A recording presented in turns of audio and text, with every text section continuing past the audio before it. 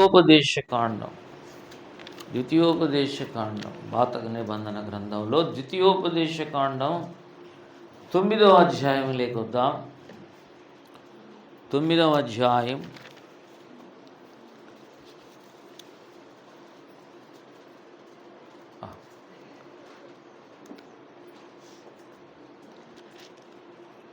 ప్రియులారా 18, 19, 20 వచనాలు చదువుదాం. ద్వితీయోపదేశకాండము 9వ అధ్యాయం 18, 19, 20 వచనాలు. 18 నేను చదువుతా, 19 మీరు చదవండి, 20 అందరం చదువుదాం.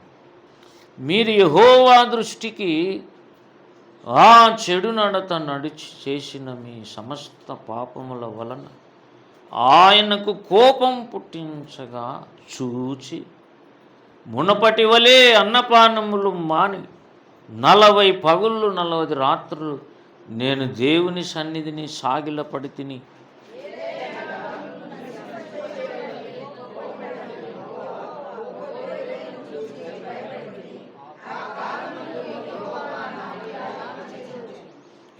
మరియు యెహోవా అహరోనును నశింపచేయుటకు అతని మీద బహుగా కోపపడగా నేను అహరోనుకై అప్పుడే బ్రతిమాలుకొంటిని. అలాగే కీర్తనల గ్రంథం వీళ్ళరా, కీర్తనల గ్రంథము 106, 23వ వచనం అందరం చదువుదాం రండి. 106, 23 కీర్తన. అప్పుడు ఆయన నేను వారిని నశింపచేసేదనెను, అయితే ఆయన వారిని నశింప చేయకుండునట్లు ఆయన కోపము చల్లార్చుటకై ఆయన ఏర్పరచుకొని నా మోషే ఆయన సన్నిధిని నిలిచి అడ్డుపడెను. చిన్న మాట ప్రార్థన చేద్దాం వాక్యం కోసం. ప్రభు మనతో మాట్లాడినట్టు ప్రతి ఒక్కరు మీరు కూడా అడగచ్చు, ప్రభు నేను వచ్చాను, మరి ఏం చేయాలి? కూర్చొని శ్రేష్టమైన మాటలు మాట్లాడితే నాకు జీవం వస్తుంది, నెమ్మది వస్తుంది, సమాధానం వస్తుంది, రోగం వెళ్ళిపోయి స్వస్థత వస్తుంది. రాకడ వరకు నన్ను పరిశుద్ధంగా బ్రతకడానికి సహాయం చేయండి అయినా. ఈ లోకములో దేన్ని ప్రేమించకుండా నిన్ను ప్రేమించి బిడ్డలు నన్ను కూడా ఉంచు అని బతిమలాడుకుందాము రండి. కృపగల తండ్రి, ప్రేమగల అయిన పరిశుద్ధుడైన దేవా, బ్రతిమాలుట సాగిలపడుట మోషేకు నేర్పించినవాడ. మోషే లాంటి భక్తుడు మీకు కూడా దొరికాడు నాయన. యథార్థవంతులను నాయన మేలు చేయటానికి నువ్వు కూడా వెతుకుతున్నావు, నీకు స్తోత్రం. దావీదును వెతికావు, యెషై కుమారుడైన దావీదుని నేను కనుగొన్నాను అన్నావు. మమ్మల్ని దర్శించండి. ఈ దినము నీదే, ఈ సంఘము నీదే. నీ రక్తం ఇచ్చికొన్న సంఘంలో జాగ్రత్త నేనుండడానికి సహాయం చేయండి. ఈ ప్రాంతం అంతా నీ వశములోకి తీసుకురండి. అంధకార శక్తుల బలమేస్తున్నావులో బంధించి వేస్తున్నాను, బలమైన యేసునామములో బంధిస్తున్నాను.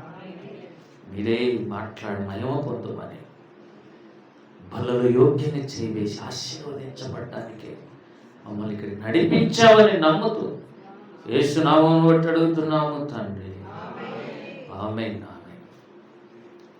దయచేసి కూర్చొని ఎవరు ఇక తిరగద్దు, కొంత సమయం వాక్యంతో గడుపుదాం. పిల్లరా, దైవజనులు మరి సతీష్ కుమార్ గారు ఒక టైటిల్ పెడుతున్నాడు వాల్ పోస్టర్లు, ఏమని? దేవునితో ఒక రోజు, దేవునితో ఒక రాత్రి. ఇప్పుడు మనం కూడా కొద్దిగా ట్విస్ట్ చేసాం. వాక్యముతో ఆదివారం, ఆదివారంతో మనం, లేదా వాక్యంతో మనం. వాక్యం కోసం ఎదురు చూసే వాళ్ళకు వాక్యం పనిచేస్తుంది. దేవుని స్తోత్రం కలుగును. వాళ్ళు ఎవరు అనేది చూడు దేవుడు. అందరం పాపులమే, అందరం త్రోవ తప్పిన వాళ్ళమే. త్రోవకు విడిచిపెట్టాడు. అతిశయించకూడదు. ఎవరు అతిశయించే వీడు పడకూడదని యెహోవా కృపచేతనే మీరు విశ్వాసం రక్షణ. ఇది మన వలన కలిగింది కాదు, దేవుని వలన కలిగిన కార్యం రక్షణ. అయితే ఒకటి మనం చేయాల్సిన పని ఒకటే. పన్నాను ఆయన పడిపోయినాడు, నా చేయి అందిస్తాను పైకి లాక్కో. గుంతలో పడినోడు చెయ్యి అందియలేదంటే అర్థం ఏంటి? వానికి ఇష్టం లేదు రావటం అని. గుంతలో ఒకడు పడినాడు, గట్టిగైతే కేకలేస్తున్నాడు, ఎవరైనా ఉంటే నన్ను పైకి తీసుకొని పోండి, పైకి తీసేయండి, లాగండి అని చెప్పి. తీరా ఎవరన్నా వచ్చి లాగుదామని చూస్తే చెయ్యి అందించటం లేదనుకో, వానికి ఇష్టం ఉన్నట్ట? మీరు చెప్పండి. చెయ్యి అందిస్తే పైనుండి ఇంకొక చెయ్యి పైకి లాగుతుంది, దేవుని చెయ్యి. సైతాన్ ఏం చేస్తున్నాడంటే నీ మనస్సులో పాపము నింపేసి దాని అంతా చెత్తకుండిలాగా నిన్ను తయారు చేసి నీ మనస్సు పాడు చేసి, హృదయం పాడు చేసి, నువ్వు చెయ్యి అందిస్తే బాగుపడిపోతావురా, దేవునితో నువ్వేడ బ్రతుకుతావురా? ఆయన పరిశుద్ధుడు, నువ్వు చూస్తే అపవిత్రునివి. ముందే చెప్తాడు, నువ్వు సహకరించలేవు, నువ్వు బాగైనాక పోదులే అంటాడు. బాగైనాక పోయేది మీరు చెప్పండి? బాగా గామనే ఆయన పైనుంచి దిగి వచ్చినాడు. ఇప్పుడైతే దేవుడు ఏం చేస్తున్నాడు అనిపిస్తుంది అంటే నాకు, దావీదు కూడా అన్నాడు కదా, జిగటగల దొంగ ఊబిలో నుండి నన్ను పైకి, ఊబిలో చిక్కుకొని పోయినాడు, పడాలనేది లేదు, పడిపోయినాడు పొరపాటు పడ్డాడు. ఉండడానికి ఇష్టం లేదు. అది అంత జిగటగల దొంగ ఊదంటే డ్రైనేజ్ మాదిరి ఉంది అంతా. ఎవడండి ఉంటాడా? అక్కడ పవిత్రమైన వ్యక్తులు అక్కడ ఉంటారా? నివసిస్తారా? ఉండలేరు. పవిత్రమైన స్థలాలే కోరుకుంటారు, శుభ్రమే కోరుకుంటారు. కాబట్టి నేను ఉండలేను అంటే దేవుడు వచ్చి బలమైన చెయ్యి ఒకటి వచ్చి అతన్ని లేవనెత్తి బండ మీద నన్ను, పనికి మాలిన నన్ను నీవు పైకి లేపితివి, క్రీస్తనే బండపైన నన్ను నిలిపితివి, పనికి రాని పైకి లేపితివి,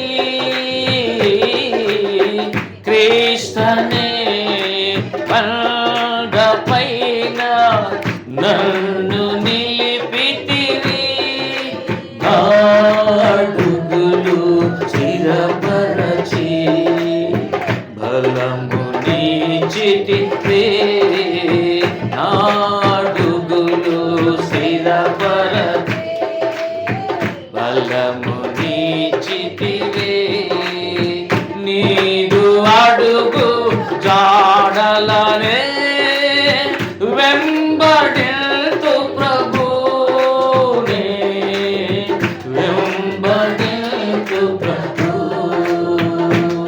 నా ప్రాణమా నా సమస్తమా ప్రభుని స్తుతించుమా, నా యేసు చేసిన మేలను నీవు మరువకుమా, నా యేసు చేసిన మేలను నీవు మరువకుమా, నా ప్రాణమా నా సమస్తమా. అసలు చాండోలు ఈ పాట ఊరికే టక్కన ఎత్తిన తీరా చూస్తే కరెక్ట్గా మన అడుగులు బండ మీద నిలబెట్టాడు. ఎందుకు? ఆయన అడుగు జాడల్లో నడవడానికి. అండ్ పేతురు పత్రికలు ఏమన్నాడు చూడండి ప్రియులరా, పేతురు రాసినటువంటి పత్రిక మొదటి పేతురు 2వ అధ్యాయము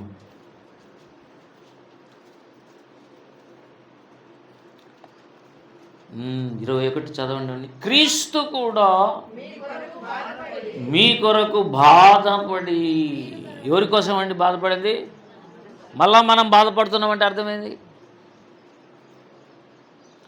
క్రీస్తు మన కొరకు బాధపడి అన్నిట్లోంచి విడిపించి కృప చూపి ఐశ్వర్యవంతులుగా మహిమైశ్వర్యవంతులు చేయాలని బాధపడి, మీరు తన అడుగు జాడల యందు నడుచుకొనున్నట్లు మీకు మాదిరి అది సంగతి.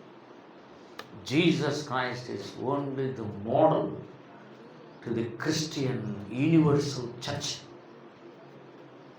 యూనివర్సల్ చర్చ్ మన స్థానిక సంఘం కాదు, ఇట్లాంటి లక్షల సంఘాలు కలిస్తే సార్వత్రిక సంఘం అవుతుంది. ఆ సంఘానికే యేసు మాదిరి. ఇంకొక మాదిరి ఉన్నాడు, దేవుడు ఒక్కడు ఉన్నాడు చాలు అనద్దు. నీకు ఒక మానవ రూపకంలో ఉన్న ఒక మాదిరి కూడా ఉండాలి. అపోస్తుల కార్యం 20వ అధ్యాయంలో ఇంకొక మాదిరి పురుషుడు కనబడుతున్నాడు. 20వ అధ్యాయము 35వ వచనం. అపోస్తుల కార్యాలు 20:35. మీరు ఇలాగున ప్రయాసపడి అడుగులు లేచి లేవనెత్తి బండ మీద నిలబెట్టి చాలా పనులు చేయడానికి, మళ్ళా పోయి ఆడ ఊపిలో పడిపోవడానికి కాదు. బలహీనులను ఎలా సంరక్షించాలి? నువ్వు ప్రయాసపడాలి. నువ్వు ప్రయాసపడి వాళ్ళని సంరక్షించాలి. పుచ్చుకొనుట కంటే ఇచ్చుట ధన్యము అని ప్రభు అయిన యేసు చెప్పిన మాటలు జ్ఞాపకం చేసి, మరి రిమెంబర్ దిస్ వర్డ్స్, జ్ఞాపకం చేసుకోవాలి. ఏం జ్ఞాపకం? ఇది ఇవ్వడమే, తీసుకోవటం కాదు. క్రైస్తవత్వం అంటే only the giving and for giving the people. తమాషా అండి. అది రావాలంటే హృదయంలోకి, అది రావాలి అంటే, ఇయ్యాలి అనేది నీకు మనసు రావాలి అంటే యేసు హృదయంలో ఉండాలి. No option. నీ హృదయము ఒక ఇల్లు లాంటిది. యేసు వచ్చి అక్కడ నివసించాలి. అంతకుముందు లూసిఫర్ నివసించేవాడు. అందుకే దయ్యాల కొంప అది. హృదయం అంటూ దాన్ని ఏమంటారు? దయ్యాల కొంప, దయ్యాల ఇల్లు అని మెత్తగా పలకూడదు, ఇట్లే పలకాల. దయ్యాల కొంప ఉంటే హృదయం దయ్యాల కొంపలాగన్నా ఉండాలి.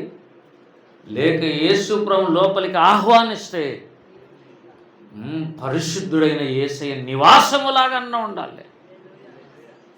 ఈ రెండిట్లో ఏదో ఒకటి ఉండాలి. మధ్య మధ్యలో లేదు ఏమి. ఉంటే నీ డ్రైవరు, నీ బస్సుకు డ్రైవరు లూసిఫర్ అని ఉండాలి, యేసయ్య అన్న ఉండాలి. వీడు నడిపితే నరకాన్ని తీసిపోతుంటాడు. యేసు ప్రభు నడిపితే బస్సు పరలోకానికి పోదు. నేను గెలిస్తే మీకు బస్సు ఫ్రీ మహిళలకు అని చెప్పినారు చాలామంది. తెలుసా మీకు? బస్సు లేదు, ఏం లేదు, అంత తుస్సు అని నేను సాక్షి పేపర్లో వచ్చింది. బస్సు లేదు అంటే రైమింగ్ కోసం చెప్పినాడు. బస్సు లేదు, ఏం లేదు, తుస్సు. తెలంగాణలో ఉంది మళ్ళా. తెలుసా? లేడీస్ ఎంత సౌకర్యాలన్నా కానీ వాళ్ళ ఓట్లు చాలా ముఖ్యం. వాళ్ళందరికీ ఫ్రీ అంటే కోటీశ్వర్లు కూడా బస్సులో పోతున్నారు ఇప్పుడు ఫ్రీగా. స్త్రీలకు, మహిళలకు కొంత రాయితీ ఇవ్వాలండి. మరి ఇకపోతే ఎట్లా? ఇవ్వండి కానీ మొత్తం బస్సు ఇవ్వకండి. మళ్ళా అదొక బస్సులో కూర్చునే స్త్రీలంతా ఇప్పుడు అంతా స్త్రీలే కాబట్టి ఇప్పుడు పురుషులు ఉంటే వేరే తేడా ఉంటుంది బస్సులో. బాగా మగవాళ్ళు కూర్చొని నేను ఉన్నా కదా హైదరాబాద్లో, కూర్చొని ఎవరైనా లేడీస్ వచ్చి ఇట్లా చూసినాను నీ దిక్కు లేయాలి, నువ్వు అంతే లేచి వెళ్ళిపోవాలి. అది అక్కడ చూడండి, ఉమెన్స్ అని రాసిపోయింది, మీకు తెలకైందా లేదా, లేయడి అన్నట్టు చూస్తారు. వాళ్ళ భాష అంతా అదే, లేచి పక్కకు రావాలి. ఇప్పుడు లేయడానికి లేదు, అంతా లేడీసే కాబట్టి జుట్లు పట్టుకుని కొట్టుకుంటారు. మీరు చూడలేదా? నవ్వుతున్నారంటే మీకు తెలియదేమో. కొట్టుకుంటున్నారు అంతా భయంకరంగా. నాదంటే నాది. ఎవడు ఇప్పుడు వాళ్ళిద్దరికి న్యాయం తీర్చేది? ఇద్దరు లేడీసే, ఫ్రీగా ఇచ్చింది తప్పైంది అన్నట్టుంది. నాదంటే నాది అని విడిపించడానికి ఏ పురుషుడు కూడా లేడు అక్కడ. మిగతా స్త్రీలు వీలైతే ఇంకొక జుట్టు అవుతారు తప్ప వాళ్ళని విడిపించలేరు. ఎందుకంటే నువ్వు కూడా స్త్రీవే, కూర్చోండి అంటారు. ఎందుకు వచ్చిన మాట? యేసు ప్రభు నీ బస్సు డ్రైవర్ అయితే కళ్ళు మూసుకుని నిద్రపోవటమే లైఫ్ అంతా. దాన్ని విశ్వాసం అంటారు. విశ్వాసం లేకపోతే బస్సు ఎక్కుతారా మీరు? ఏమండి? లోపల అనుమానం ఉంది. ఈ డ్రైవర్ని చూస్తే అనుమానం అవుతుంది, కర్నూలు తీసుకుపోతాడో లేదో, మధ్యలో ఏడైనా యాక్సిడెంట్ చేస్తే ఎట్లా, నేను చచ్చిపోతానేమో అనే అనుమానం నీకుంటే నువ్వు బస్సు ఎక్కుతావు అసలు? మన ఎమ్మిగనూరు దగ్గర మేము కర్నూలు పోతుంటే ఎమ్మిగనూరు దగ్గర బస్సు యాక్సిడెంట్ అయింది. 3 మగపిల్లలు స్పాట్ చనిపోయారు. ఎవరు దాన్ని చూస్తే అదే మన ఆదోని బస్సే, ఎక్స్ప్రెస్ పక్కన పెట్టినారు. సాయంత్రం వరకు అట్లేదు. మనం ఏమనుకుంటాం, మామూలుగా గవర్నమెంట్ డ్రైవర్స్ ఎక్స్పర్ట్స్ ఉంటారు, వాళ్ళు నడిపే విధానమే వేరు, అయినా వాళ్ళు కూడా యాక్సిడెంట్ చేశారు. యేసు ప్రభుని నమ్మిగన బస్సు ఎక్కినావు అనుకో, ట్రైన్ ఎక్కినావు అనుకో, ఇక అది యాక్సిడెంట్ అయ్యే కథ ఉండదు. నువ్వే ఎగిరి దుంకితే తప్ప. కొంతమంది దుంకే వాళ్ళు కూడా ఉంటారు తిక్కులలో. చాలామంది నాకు తెలిసిన వాళ్ళే ఒక 2 ఉన్నారు, ట్రైన్లోంచి పడి వెన్నెముక ఇరిగిపోయిన వాళ్ళు చాలామంది. అంటే కావలసికెళ్ళి దూకరు. కొన్నిసార్లు వాకిలు తీసి ఆడ కూర్చుంటారు కొంతమంది ట్రైన్లో. మాకు వచ్చు, ఎట్లా పట్టుకుండేది వచ్చు, ఎట్లా కూర్చుండేది వచ్చు అనే భావనతో నిర్లక్ష్యమే వాళ్ళని చంపేస్తారు. కొన్నిసార్లు వాకిలు తీసి కూర్చుంటే వాకిలి గాలికి వచ్చి పడుతుంది, వీళ్ళు ఊడ్చుకొని పడిపోతారు, ఆడ పడిపోతారు, చచ్చిపోతారు. అట్లా ట్రైన్ కింద పడి బతికిన వ్యక్తి సుందర్రాజు అని కడపలో పాస్టర్ ఉన్నాడు. ఇప్పుడు వాళ్ళ కొడుకే అభినయ్. ఇప్పుడున్నాడు పిల్లడు అభినయ్ దర్శన్ అని. మీకు తెలీదా? ఏమి లోక జ్ఞానం ఉంది నాయన, మీరంతా కేవలం దైవజ్ఞానమే. బైబిల్ చదివి చదివి చదివి చదివి అసలు లోకంలో ఊరిక ఉన్నారు, కానీ మీరు పరలోక సంబంధులు. మళ్ళా పెళ్ళి కావాల్సిందే, పిల్లలు కనాల్సిందే, అవన్నీ ఉన్నాయి. రంజిత నేను చెప్తా, కనీసం లౌక్యం తెలిసి లేకుంటే తొక్కేస్తుంది లోకం నిన్ను. లౌక్యం అంటే లోకంలో ఎట్లా బతక నేర్చింతనం కాదు, లోకం చేసే లోకం నీ మీదకి దాడి చేసే విషయాల్లో నువ్వు ఎలా జాగ్రత్తగా కాపాడుకోవాలనేది చాలా ఇంపార్టెంట్ విషయం. ఇది చాలా మందికి చెప్పరు. లోక జ్ఞానం అంటే లోకంలో బ్రతక నేర్చింతనం వద్దు క్రైస్తవులకి, వద్దు వద్దు వద్దు. అది నిన్ను నాశనం చేసి ఆకాన్లాగా చేస్తుంది. ఆకాను ఈ ఐశ్వర్యం కోసం వెంపర్లాడి మహిమైశ్వర్యం పోతుందని దేవుడు చెప్తూనే ఉన్నాడు. మీరు లోకాన్ని పట్టుకుంటే లోకంలో ఉన్నదంతా శరీరాశ, నేత్రాశ. శరీరాశ అంటే వ్యభిచారం మైండ్, నేత్రాశ అంటే కళ్ళతోనే పాపం. ఇక మళ్ళీ పక్కన వాళ్ళకి ఎందుకు హాని అని కళ్ళతో చూస్తూ ఉంటారు. బయట ఉండేటన్నీ ఈ వ్యాక్యూమ్ క్లీనర్ ఉంటుంది, చూసినావు? తెలీదా మీకు? వ్యాక్యూమ్ క్లీనర్ ఇట్లా పెట్టి ఇట్లా అంటే మొత్తం చెదరం అంతా ఊడ్చుకొని వచ్చి ఆ తొట్లో పడుతుంటుంది. అట్ట కళ్ళు ఏం చేస్తాడు, చూసిన దాన్ని అంతా నాకు కావాలి నాకు కావాలి నాకు కావాలి అనే దాని పేరే నేత్రాశ. నేత్రాశ శరీరాశగా మారుతుంది. జాగ్రత్త. చూసి చూసి చూసి ఇక ఏంది చూసేది చేద్దాం అని మెల్లగా. మొన్న ఒక ఆయన పెద్ద చెప్తున్నాడు, వచ్చి పండు చూసింది, చూస్తే ఏమవుతుంది అనిందంట. ఫస్ట్ అనుకునిందంట ఆమె, చూస్తే ఏమవుతుంది, ఏం నేను పట్టుకుంటున్నా, అర్థమవుతుందా మీకు? చూస్తే ఏమవుతుంది అంటే వచ్చా ఆ నేత్రాశ వచ్చింది. తెలీదు ఆమెకు, అప్పుడు తెలీదు. పట్టుకుంటే ఏమవుతుంది, తినద్దన్నాడు కానీ దేవుడు. పట్టుకుంటే ఏమైతే తిందామా చెప్పు? దేవుడు ఏమన్నాడు? తినొద్దు అన్నాడు కానీ ముట్టుకొద్దు అన్నాడా? ఇట్లాంటివి ఉంటాయి సైతం దగ్గర నడిపింపు. ఈ బస్సు మెల్లగా నాశనం తీసిపోయే బస్సు ఇదే. వాడు వచ్చినాకనే కదా ఇవన్నీ జరుగుతుండేది ఆడ ఏదో తోటలో. ఇది నిజమా అంటే మరి అబద్ధమా అన్నట్టు ఇవన్నీ పనులు చేసింది. నేను చెప్తాను, నీ పురుషుడు ఎవరు? ఆదాం. లేనప్పుడు నువ్వు వేరే పురుషునితో ఎట్లా మాట్లాడతావు? ఆ పక్కన వేరే పురుషుడు అని నేను అన్నాను. బైబిల్ ఏం చెప్తుంది? సర్పం అనేది. సర్పంలో ఇంకొకడు ఉన్నాడు, లూసిఫర్. వాని పేరు పాపపు పురుషుడు. ఆదాం ఒక పురుషుడు, వీడు పాప పురుషుడు. ఆదాం ఉన్నప్పుడు మాట్లాడింటే అవ్వ పడిపోయేదే కాదు. బాగా వినండి స్త్రీలు, ఎందుకు వినాలండి? భర్తల మాట ఎందుకు వినాలి? నాకు తెలివి ఎక్కువైపోయింది, అనుభవం ఎక్కువైపోయింది. చాలా మా భర్తకి ఏం తెలుసు, ఏం రాదు ఆయన. నన్ను అడగని ముందు చెప్పా, ఇంటికే అడ్వైజర్ నేను, ఇంటికే అడ్వైజర్. అని ఎప్పుడు అనుకోవద్దు. 100 ఏళ్ళ అనుభవం ఉంది ఆమె కూడా, ఆదాము భార్య అయిన హవ్వకి. 100 ఏళ్ళు వాళ్ళు ఏదోని తోటలో ఉన్నారు, అంత ఎక్స్పీరియన్స్ ఉంది దేవునితో. ఇదే మన మేజర్ పాపం ఏంటంటే వ్యభిచారం కాదు, అవిశ్వాసం. వాడు వచ్చి ఏమన్నాడు, ఇది నిజమా? నిజమే అని ఆమె లేకుండా ఉంటే అక్కడ పాపం జరుగుతుంది. నిజం కాదా అనే డౌట్ వచ్చింది కాబట్టి నిలబడింది. దేవుడు అనుకున్నాడు ఫెయిల్, అప్పుడే ఫెయిల్. దేవుడు అనుకున్నాడు అప్పుడే ఈమె ఫెయిల్. ఎందుకంటే నన్నే అనుమానిస్తూ ఉంది. పురుషులను అనుమానించడం, స్త్రీలను అనుమానించడం, ఎవరినైనా సంశయపడడం, సందేహపడడం అనేది అవిశ్వాసము, దేవుంది కాదు, అది లూసిఫర్ది. యేసు ప్రభువుకి ఏం పేరు? విశ్వాసమును కర్త, దాన్ని కొనసాగించువాడైన యేసు వైపు. కాబట్టి ప్రియులరా, ఏం చెప్తున్నాను నేను, యేసు ప్రభు ఒక మాదిరి. ఇక్కడ కూడా చూడండి 35లో, అపోస్తుల కార్యం 20:35 చివరిలో, అన్ని విషయములలో మీకు మాదిరి చూపితినని. ఎవరినా మీరు చెప్పండి. ఇప్పుడు మనకు, మన సంఘానికి, ప్రపంచంలో ఉన్న సంఘానికి ఏదైనా కానీ మొదటి మాదిరి ఎవరు? యేసుక్రీస్తు.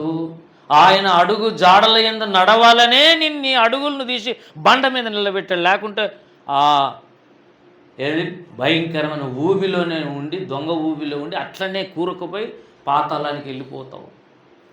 తీసుకొచ్చి పైన నిలబెట్టాను. ఎందుకంటే నన్ను ఫాలో అవ్వమని. చాలా కష్టం యేసయ్యను ఫాలో కావాలమ్మా. ఎంత నేర్చుకోవాలి. 3.5 సంవత్సరం నేర్చుకునే ఇంకా ఆయన అబద్ధాలు ఆడుతుంటే ఎవరు? పేతురు. ఏం నేర్చుకున్నాడు అని అనుకుంటాం, కానీ దేవునికి వేరేదేదో సెర్చ్ చేస్తున్నాడు. ఆయన మైండ్ వేరు.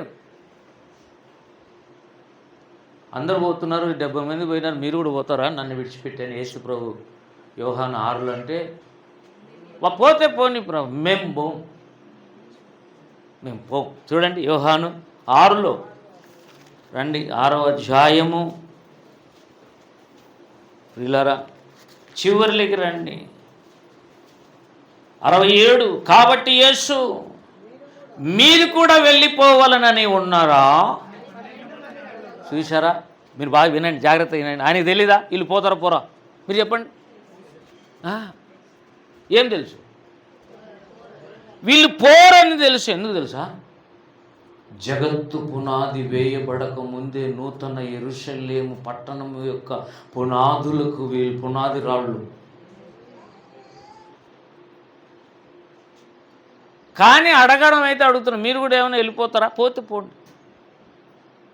యేసు ప్రభువును వదిలేసిపోతే అవతల ఇంకొక బోధకుడు ఎవరండి? ఇంకొక రక్షకుడు ఎవరు? ఏ సంఘంలో ఇక ఎదగాలి?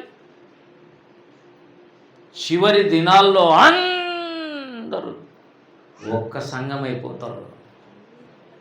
నువ్వు నమ్మక బైబిల్ చెప్తోంది. ఇక్కడే 17 చెప్పాడు, నేను నువ్వు ఏకమై ఉన్నలాగున వీరందరూ నువ్వు ఏకమై ఉండులాగున. రండి అన్నీ 17, యోహాను 17,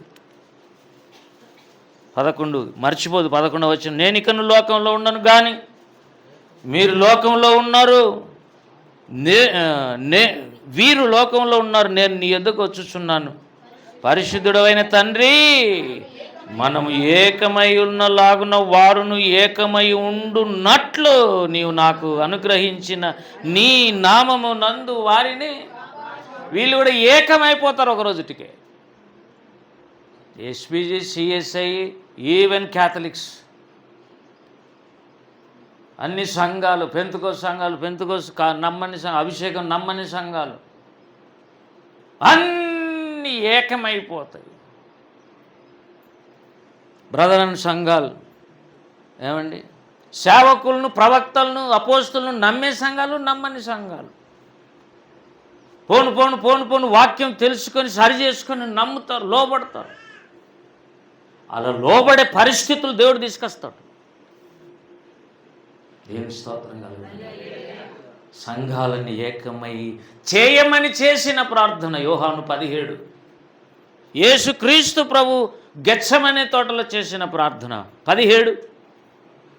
సంఘం ఎలా ఉండాలి అని ఆయన హృదయములో ఉన్న కోరిక, ఆయన భార్య ఎలా ఉండాలనే కోరిక.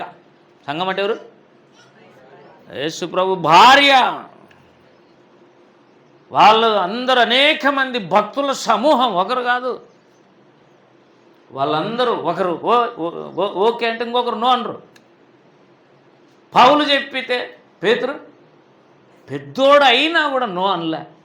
అతని మాటలు చదువుకోండి అన్నాడు. పేతురుపత్రిక చూడండి, పేతురుపత్రికలోకి రండి. పేతురుపత్రిక 2వ పేతురుపత్రిక 16 చివరి 3వ అధ్యాయం 16 మధ్యలో చదవండి. సరే, వీటిని గురించి తన పత్రికలన్నిటిలో బోధించున్నాడు. ఎవరు? పైన పౌలు. 15లో పౌలు కూడా అన్నాడు. అయితే వాటిలో కొన్ని సంగతులు గ్రహించుటకు ప్రియులారా, ఇంకా వీటిని విద్యావిహీనులు అస్థిరులైన వారు తక్కిన లేఖనములను అపార్థం చేసుకున్నట్లు తమ స్వకీయ నాశనానికి అపార్థము చేయుదురు. ఒకటి పెట్టేమన్నాడు? చూసారా? అంటే ఏం చెప్తున్నాడు? పేతురు పౌలును స్థిరపరుస్తున్నాడు. పౌలు రాసినట్టు చదువుకొని బాగుపడండి. విద్యావిహీనులు అపార్థం చేసుకుంటారు. అంటే ఏ విద్య రాస్తున్న? ఆయనకేమైనా విద్య ఉందా అని మీరు చెప్పండి. ఈ పేతురుకు విద్య ఉందా? పామరుడు అని బైబిల్ చెప్పింది. ఈయనకు ఒక విద్య తెలుసు, మహోన్నతునితో వ్యక్తిగత సంబంధం ఉంది. సంఘమానికి తెలుసు దేవుడు కాదు. వద్దు, నాకు సంబంధం కావాలి. దేవుని సంబంధులు అన్నది బైబిల్. ఏమన్నాడు బైబిల్? భక్తుల్ని దేవునితో సంబంధం ఉన్నోళ్ళు. They are having relationship with God. Transactions దేవుని దగ్గర నుంచి వస్తున్నాయి. మాటలు, స్వరం దేవుని దగ్గర నుంచి వస్తున్నాయి. ప్రార్థన చేస్తే దేవుడు మాట్లాడుతున్నాడు. యేసుక్రీస్తు ప్రభువుకున్న ఇంకొక పేరే ప్రార్థన. ఇంతకుముందు చెప్పినాను నేను మీకు. యేసు ప్రభు మనకు ఎంత సహాయం చేశాడో, భూమి మీద నువ్వు ప్రార్థన చేస్తే ప్రార్థన నీకు అంత సహాయం చేస్తుంది. కాబట్టి లేఖనంలోని సంగతులు విద్యావిహీనులు అంటే, విద్య రానోళ్ళు అంటే అర్థం ఏంటి?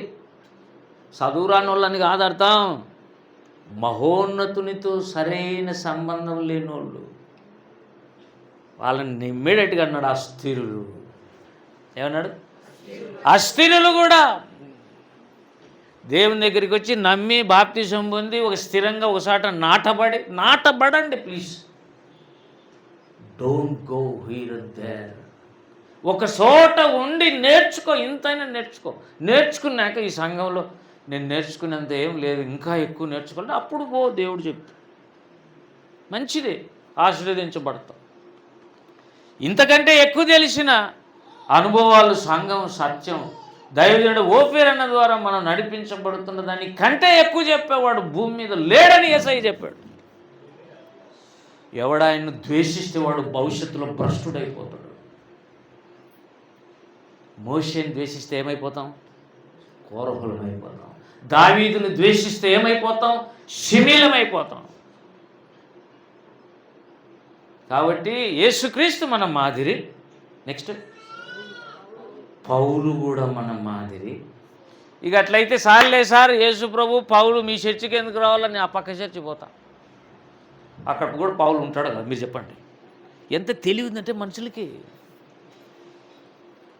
పనికొచ్చే తెలివి లేదు. అయితే ఇంకొక పాయింట్ ఉంది ఇక్కడ. అది నిన్ను సువార్త చెప్పి రక్షణలోకి నడిపించి బాప్తీసం ఇచ్చిన వాడు ఒకడు తండ్రి ఉన్నాడు. దీన్ని చూసి అన్నాడు కొరింథీ పత్రిక, 10,000 మంది ఉపదేశకులు ఉన్నా వినొచ్చు, వాక్యం వినొచ్చు, తప్పులేదు. కానీ తండ్రి మాత్రం ఒక్కడే ఉంటాడు నీకు. హల్లెలూయా. ఇప్పుడు టోటల్గా మాదిరి ఎంతమంది వచ్చినారు? యేసయ్య మాదిరి, పౌలు మాదిరి, నీవెక్కడ పుట్టి పెరుగుతున్నావు ఆ స్థానిక సంఘ కాపరి కూడా కొద్దో గొప్ప మాదిరి. He's having responsibility, he's going to give the accountability to the God about you, regarding you. లెక్క అప్పగించాలని చెప్పాడు కదా హెబ్రీ పత్రిక 13లో. నీ గురించి లెక్క చెప్పాల్సినోడు ఒకడు ఉన్నాడు. ఈ ముగ్గురు మోడల్ లైఫ్ గన నీ దగ్గర ఉంటే పరలోక రాజ్యంలో ఖచ్చితంగా ఉంటావు. చెప్పండి హల్లెలూయా. వాళ్ళు చెప్పలే స్త్రీలు అసలు వింటున్నారో లేదో. కొంతమంది స్త్రీలు అనాలిసిస్ చేస్తున్నారేమో బ్రెయిన్లో. ఏం చేయొద్దు, నేరుగా వాక్యం తాకనే. ఈడ ఆలస్యం చేయదు, ఇంటికి పోయి ఆలస్యం చేయి. నీ హృదయాన్ని ఎముకలను మూలుగులు విభజించేంత మట్టుకు ముందు వాక్యాన్ని దూరనే. మాంసమంగడు కోస్తుంటాడు, మాంసమంగడు కోసు ఎముకకు పక్కన నీట్గా యాడ కొయ్యాలనో వానికి తెలుసు, నిన్ను యాడ సరిచేయాలనో దేవునికి తెలుసు. మిగతా వాళ్ళకి తెలియదు. ఎందుకంటే ఎముకలు చేసింది ఎవరు? ఆయన. మాంసం చేసింది ఎవరు? అసలు మాంసంతో బూడ్చినాడు అవ్వకు కదా. ఎముక తీసి ఆ చోటును మాంసంతో ఎక్కడి నుంచి తెచ్చినాడు ఇంకొక మాంసం తెలియదు. ఈ ఎముక తీసిపోయి ఇంకో సాట పెట్టి ఆమెకు మాంసం తయారు చేసినాడు. నరాలు ఎక్కడ ఉండాలనో తెలుసు, కండరాలు ఎక్కడ ఉండాలనో తెలుసు, లోపల రక్తనాళాలు ఎట్లా పోవాలనో తెలుసు. మెదుళ్ళలో వెంట్రుక కంటే సన్నని రక్తనాళాలు ఉంటాయి. ఇవి తెలిసే కొద్దీ అనుమానాలు ఎక్కువైతే వద్దులేండి. వాటిల్లో రక్తం పోయి బ్రెయిన్ పనిచేస్తూ ఉంటుంది. ఆ రక్తం చిన్న వెంట్రుకలో పోయే రక్తం కొద్దిగా మందగిస్తుంది షుగర్ వచ్చినప్పుడు.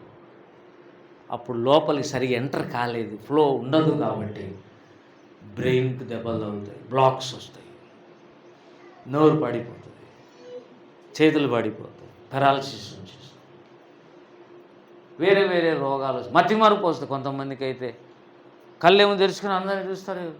నీ పేరేం పేరు అంటే పేరు తెలియదు, భార్య తెలియదు, పిల్లలు తెలియదు. బ్రెయిన్ పోయి ఉంటుంది, మెమొరీ లాస్ అయిపోయింది. కొన్నిసార్లు మనం సెల్ ఫోన్ డిలీట్ అని కొడితే మొత్తం చూడు, అయ్యో మొత్తం పోయినాయి, మళ్ళీ ఇప్పుడు ఎట్లా అంటే రావు. ఇంకా అందుకే 2-3 సార్లు అడుగుతుంది అది. డిలీట్ చేయాలన్నా, ఆల్ డిలీటా, కొన్ని ఫ్యూ డిలీట్సా, సెలెక్టెడ్ మాత్రమే డిలీటా, అంతా అది సెల్ ఫోన్లో మెమొరీ ఉంటుంది చూడు, అది బ్రెయిన్కి సంబంధించి. కాబట్టి ప్రియులారా, అసలైన విషయం ఎక్కడ పోయింది సార్? 106:23 ఎక్కడ పోయింది? ఒక్కసారి చదవండి. ఇప్పుడు నేను చెప్పాలనుకున్న అంశం త్వరగా చెప్పి ముగిస్తా. ప్రియులారా, 106:23 వచనం కీర్తన. అప్పుడు ఆయన నేను వారిని నశింపజే. ఎవరితో అన్నాడు ఆ మాట? దేవుడు ఇశ్రాయేలీల విషయంలో అన్నాడు. ఇశ్రాయేలునందరినీ నా రక్తం ఇచ్చి కొని ఎర్ర సముద్రం దాటించి బాప్తిజం కూడా ఇచ్చినా కదా, నమ్మి బాప్తిజం పొందినోడు రక్షణ పొందాడు కదా. కానీ ఇప్పుడు నేనే వాళ్ళని చంపాలనుకుంటున్నాను. మోషే లిసన్ ఇట్ కేర్ఫుల్లీ. మళ్ళీ చదువు 23. అప్పుడు అనగా ఎప్పుడంటే ఇశ్రాయేలీలు దేవునికి విరోధంగా పాపము చేసినప్పుడు దేవుడు ఏమన్నాడు? నేను వారిని నాశనం చేస్తాను. మరి ముందెందుకు రక్షించావు ప్రభువా? బాగినండి, నమ్మి బాప్తిసం తీసుకుంటే రక్షణ పొందుతారంటే ముందు రక్షించావు కదా. గొర్రెపిల్ల రక్తంలో, యేసుక్రీస్తు రక్తంలో కడగబడి బాప్తిసం తీసుకున్నావు కదా. వాళ్ళు రక్షింపబడిన వాళ్ళని మళ్ళీ నాశనం చేస్తానని ఎందుకు అంటున్నావు అంటే, నమ్మి బాప్తిసం పొందిన తర్వాత నా అడుగు చాడల్లో నడవాలి.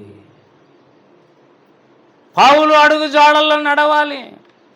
సేవకులు, ప్రవక్తలు వేసిన, అపోస్తలు ప్రవక్తలు వేసిన పునాది మీద నువ్వు కట్టుకోవాలి.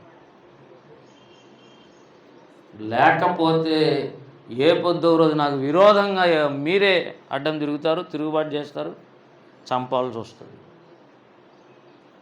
అని. ఈ పాయింట్ కాదు నాది, వాళ్ళని చంపాల్సి అనేది నా పాయింట్ కాదు. ఇప్పుడు మళ్ళీ కదండి ఇవి. అప్పుడు ఆయన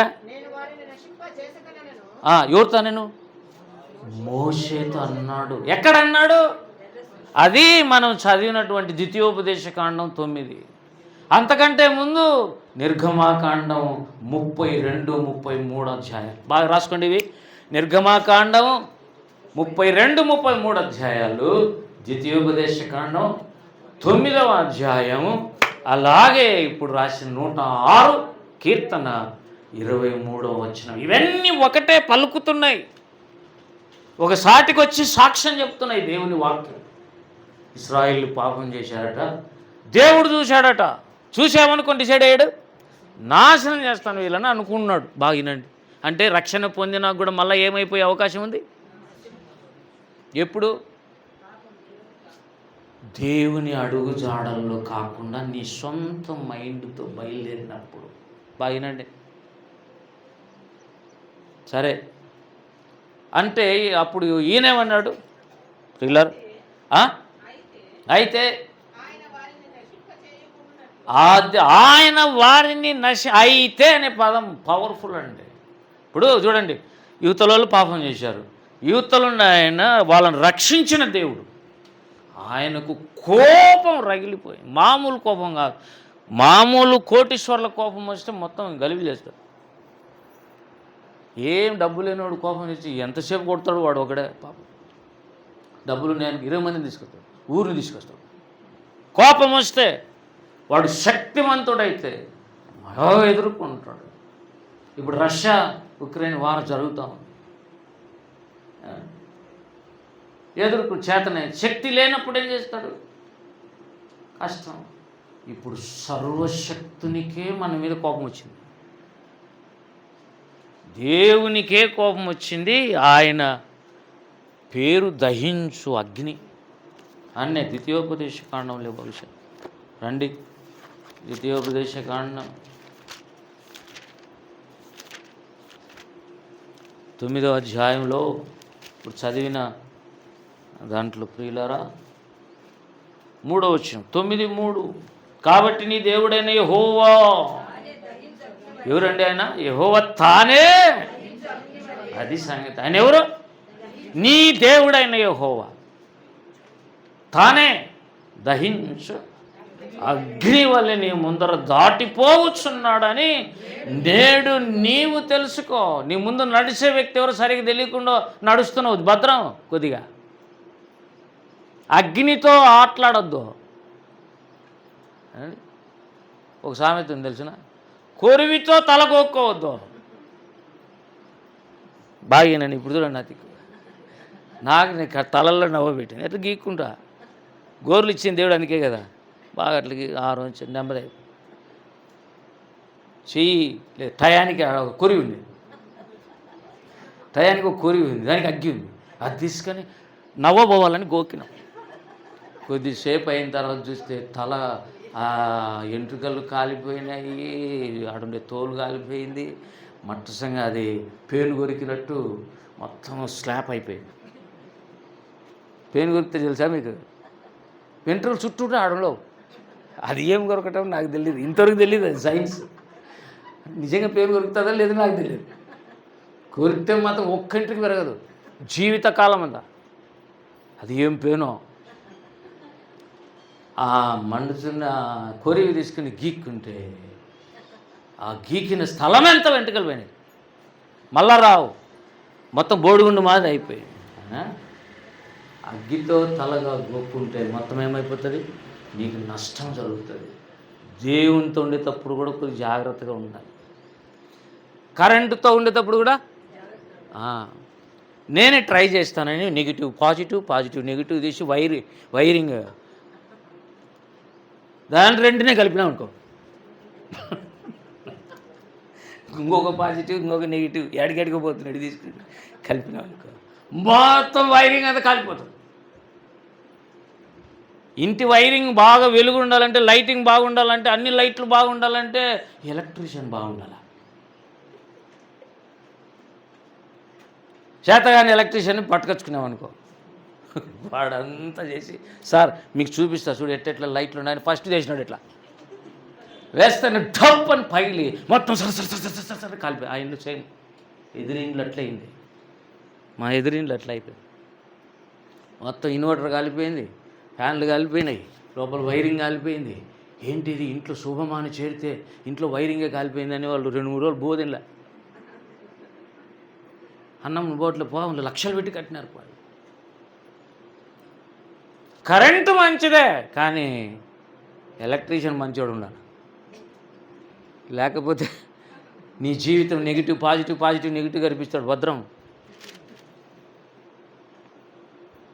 దేవుడు అన్నీ తెలిసినవాడు, వైరింగ్ అంతా ఆయన తెలుసు. ఇప్పుడు చూడండి, బ్రెయిన్లో ఉండేటువంటి ఆ రక్త సన్న నారాలంతా సర్క్యూట్ ఆయనదే.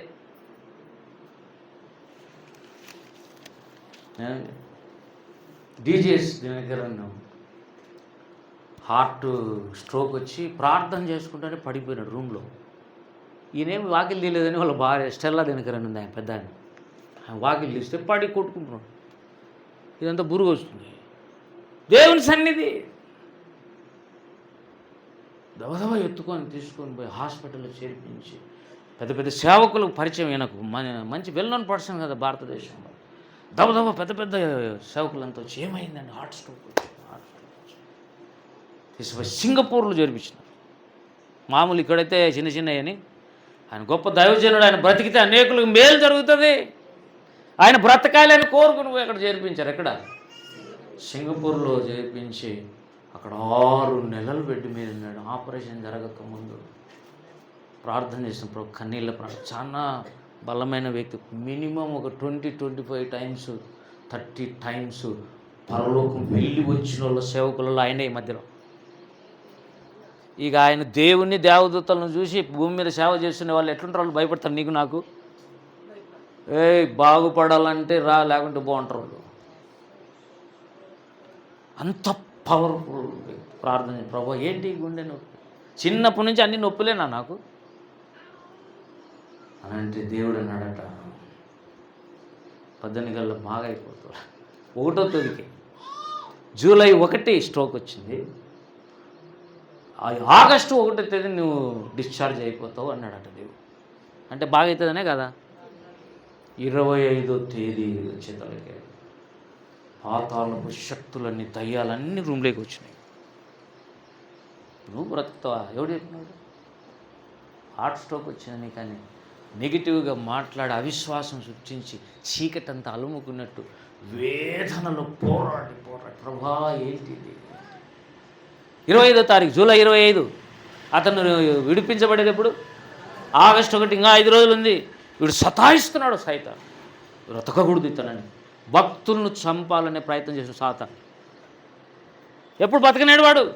ఒకవేళ వాళ్ళు బ్రతికితే కూడా సాక్ష్యం లేకుండా చంపేస్తాడు, మళ్ళీ నువ్వు లేకుండా.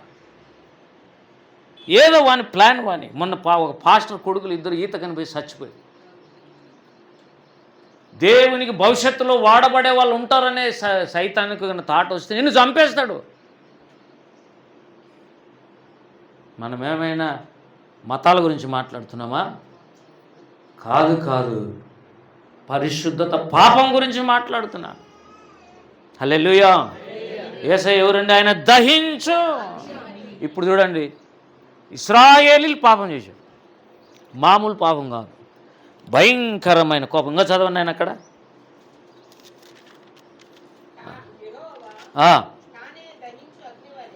అది కాదు నాయన, 18 చదవం. లేకుంటే మీరు యెహోవా దృష్టికి ఆ చెడు నడత నడిచి చేసిన మీ సమస్త పాపముల వలన ఎన్ని చేసినారండి పాపాలు? 1 కాదు 2 కాదు, సమస్త పాపముల వలన ఆయనకు కోపం పుట్టింపగా చూచి మునుపటి వలె అన్నపానములు మాని 40 పగుళ్ళు 40 రాత్రులు నేను యెహోవా సన్నిధిని. మీరు సాగిల పడ్డామంటే మీరు చెప్పండి, మోకాళ్ళ మీదనా? ఓళ్ళబడి చేతులు దేవుని వైపు పెట్టుకొని ఉన్నాడు. ఎన్ని రోజులు? అబ్బా, అక్కడ కదండి. ఇప్పుడు 106:23 తర్వాత మిమ్మల్ని నాశనం చేయాలని దేవుడు అనుకున్నప్పుడు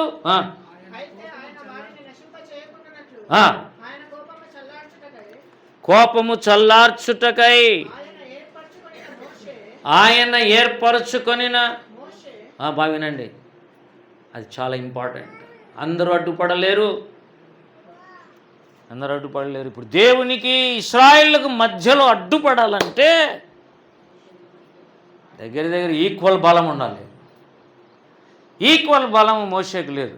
కానీ ఆ దేవుడే ఈయన ఏర్పాటు చేశాడు కాబట్టి ఏం చేయలేడు. ఇప్పుడు నాకు అర్థమైంది. ఇప్పుడు ఏర్పాటు చేసింది ఎవరు? దేవుడు. ఆయన ఏర్పరచుకొని మోషే ఆయన సన్నిధిని నిలిచే.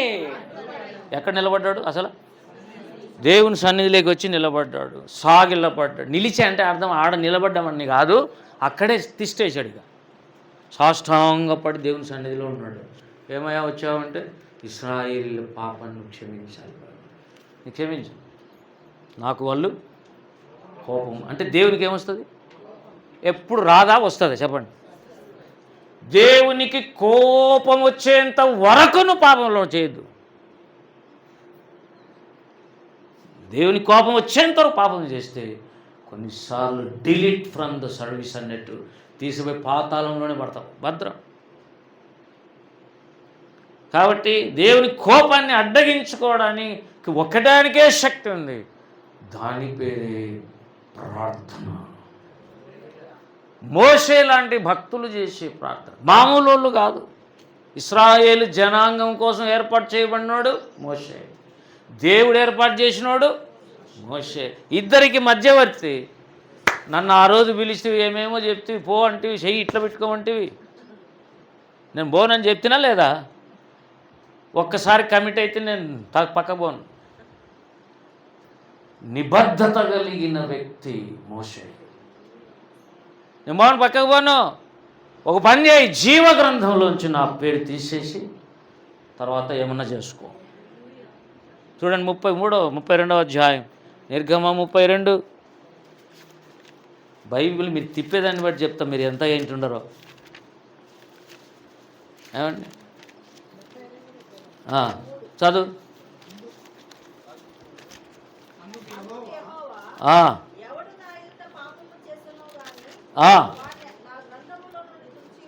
ఏమన్నాడు తెలుసా పైన? అయ్యో 32, అయ్యో నీవు వారి పాపమును ఒకవేళ పరిహరించితివా, లేని ఎడల నీవు రాసిన నీ గ్రంథంలో నుండి నా పేరు.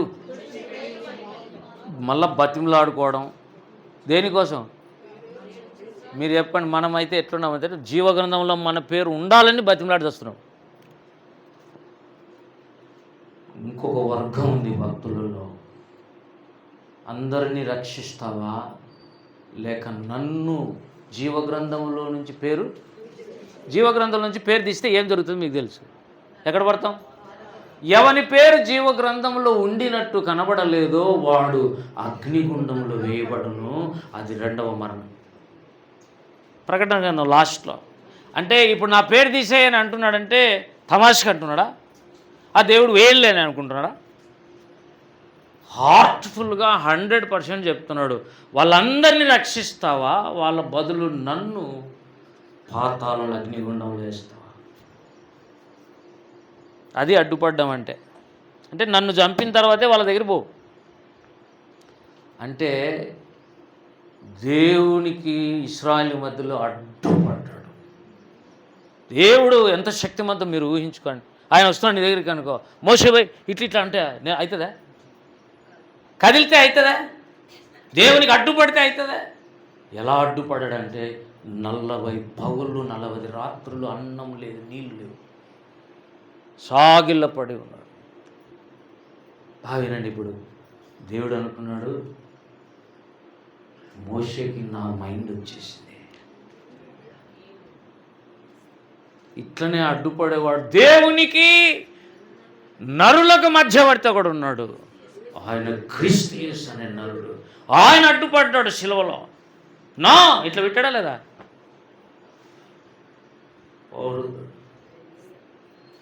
నన్ను దాటి నన్ను చంపు, వాళ్ళని బ్రతికించు. మోషేకే మైండ్ అంత పర్ఫెక్షన్ లేకొస్తే సాక్షాత్తు దేవుని కుమారుడు శిలువలో ఎట్లా అడ్డుపడ్డాడుగా? అందుకే ఆయన అన్నాడు, ఆయన అడ్డుబండ ఆయన. ఏమన్నాడు? పేతురు పత్రికలో ఏమన్నాడు? యేసుక్రీస్తు పేరు అడ్డుబండ. పిల్లరా, పేతురు పత్రిక తిప్పాలి కొద్దిగా, బైబిల్ తిప్పితేనే అవి కూడా తిరుగుతాయి పేజీలు, లేకుంటే రావయ్యారు కత్తుకుంటావు. ఎందుకంటే ఇంటికాడ తిప్పవు, ఇంటికాడ తిప్పితే కదా అది వచ్చేది బైబిల్. పేజీలు రావు నీకు, ఎందుకంటే ఇంటికాడ చదవవు కదా. ఇక్కడ చాలామంది అసలు ఇది తిప్పి చూడు అది అది రాలే వదిలేదు. బైబిల్ తీస్తే కదండి, చూస్తే కదండి. ఏమన్నాడు ఇక్కడ చూడండి, 7వ వచనం, 1 పేతురు 2వ అధ్యాయం 7వ వచనం లాస్ట్లో, ఇల్లు కట్టువారు ఏ రాతిని నిషేధించిరో అదే మూలకు తలరాయి ఆయను, మరియు అడ్డురాయి అడ్డుబండ ఆయను. దేనికి అడ్డుబండ? దేవుని సంఘానికేమో మూలరాయి. బాగానండి, దేవునికి సంబంధించిన వాళ్ళు కానోళ్లకు మాత్రం యేసు ప్రభు అడ్డురాయి. పరలోకాన్ని రానిడు. చాలా మందికి తెలియదు ఈ విషయం.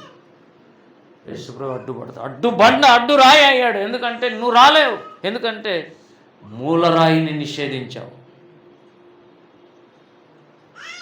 మూలరాయి అంటే దేవుడు, యేసుక్రీస్తు ప్రభుని వద్దనుకుంటున్నావు మనసులో.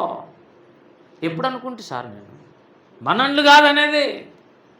చాలామంది హెబ్రీ పత్రిక 3వ అధ్యాయం అనుకున్నారు, జీవము గల దేవుణ్ణి విడిచిపోవునట్టి విశ్వాసము లేని దుష్ట హృదయం మీ యందు ఉన్నదేమో. యేసుని వదిలేయాలనుకుంటూ చాలామంది రక్షింపబడి నాకు బావినండి వదిలేద్దాం అనుకుంటారు. ఎందుకంటే తట్టుకోలేరు వచ్చే శ్రమలు, శోధనలు. విశ్వాసం సరిపోవటంలా. ప్రార్థన చేస్తే కదా విశ్వాసం వచ్చేది, విశ్వాసం ఉంటే కదా శ్రమలలో బయటపడేది. ఏం లేదు, మళ్ళా నమ్మకం లేదు దేవుని మీద. అసలు ఇశ్రాయేలు దేవుని మీద అన్ని పాపాలు విరోధంగా చేయడానికి కారణం దేవుని నమ్మలేదు. దేవుని నమ్మలేదు. ద్వితీయోపదేశం 9 అంతా అదే అన్నాడు, వారు నన్ను నమ్మలేదు. ఇన్ని చేశా కదా, ఎర్ర సముద్రం దగ్గర అద్భుతాలు చేశాను, ఐగుప్తులు అద్భుతాలు చేశాను, ఎన్ని చేసినా నువ్వు దేవుని నమ్మవు. అసలైన ఫ్యాక్ట్ ఏంటి? ఇప్పుడు దేవుని నమ్ముతున్నావా లేదా అనేదే దేవునికి రియల్ ఫ్యాక్టర్. కుమారుని యందు విశ్వాసం ఉంచు వాడే నిత్య జీవము కలవాడు. కుమారునికి విధేయత చూపని వాడెవడు దేవుని ఉగ్రత వాని మీద. విశ్వాసం ఉంచటం అంటే దేవునికి విధేయత చూపటం. విశ్వాసం ఉంది నీకంటే పౌలు నడిచిన మార్గంలో నడుద్దామని బైబిల్ చదివి లోబడ్డాం. నీకు విశ్వాసం ఉంది అంటే స్థానిక సంఘ కాపరి నీ మీద ఉన్నాడనే విషయం మర్చిపోకుండా ఉండడం. దావీదు మర్చిపోయినాడా? నా ప్రాణమా నా సమస్తమా. ఇప్పుడు వాళ్ళే మనం, నా ప్రాణమా నా సమస్తమా ప్రభుని స్తుతించుమా, నా యేసు చేసిన మేలను నీవు మరువకుమా, నా యేసు చేసిన మేలను నీవు మరువకుమా, నా ప్రాణమా నా సమస్తమా. ఎక్కడుంది ఇది? 103వ కీర్తన. అది ఎస్ఎన్ గారు రాశారు ఫస్ట్. ఆ పాటే వాళ్ళది, ఆ మినిస్ట్రీ. మంచి పాట, అద్భుతమైన పాట, ఇప్పటికి కూడా నోట్లో ఉన్నట్టు ఉంటుంది. నీటి వాగుల కొరకు ఆశ. ఆయన అట్లా ఆశపడింది వాస్తవమే అని చెప్పడానికి కారణం ఇప్పుడున్న మినిస్ట్రీ. ఇప్పుడున్న వాళ్ళు ఏమో నాకు తెలియదు, కానీ ఆయనను బట్టే దేవుడు ఇంత ఆశీర్వాదించాడు. ఒక్క మనిషి భూమిలో పడి చచ్చిన గోధుమ గింజయింది దేవుని కొరకు. అది విస్తారంగా ఫలించింది. బక్సింగ్ లాగా డీజేఎస్ దినకరన్ లాగా, ముంగమూరి దేవదాసయ్యలాగా. ఎందుకు శాలలు మనుషుల శాలలు అయిపోయినాయంటే, ముంగమూరి దేవదాసయ్య తన జీవితాన్ని సజీవ యాగంగా దేవుడికి సమర్పించాడు. చుట్టుపక్కల ఉన్న భక్తులను తీసేయొద్దు, మార్చొద్దు. ఓపిరన్నను ఫాలో అవుదాం. అందరూ నాకు గురువులే, అందరి దగ్గర నుంచి నేర్చుకుంటాను. కొన్నిసార్లు నేను కూడా మీకు నేర్పుతాను. నేర్చుకునేవాడే శిష్యుడు. ఎవరండి? నాకు అన్నీ తెలుసు అన్నటోళ్ళు ఎప్పుడు నేర్చుకోలేరు. అది సాతానాత్మదే. సాతానాత్మ ఎప్పుడు నాకు అన్నీ తెలుసు, అన్నీ నాకున్నాయి అనే కదా వాడు గర్వించింది. యేసుప్రభుకి ఈక్వల్గా కూర్చుంది. మహోన్నతునితో నేను సమానునిగా చేసుకుంటాను. ఆయన పక్కన చేరేయండి. బాగా వినండి ఇక్కడ, ఆయన పక్కన చేరేయండి. ఎవరి పక్కన? మహోన్నతుడు అంటే ఎవరు? సృష్టికర్త అయిన యేసుక్రీస్తు. తండ్రి అయిన దేవుడు కాదు.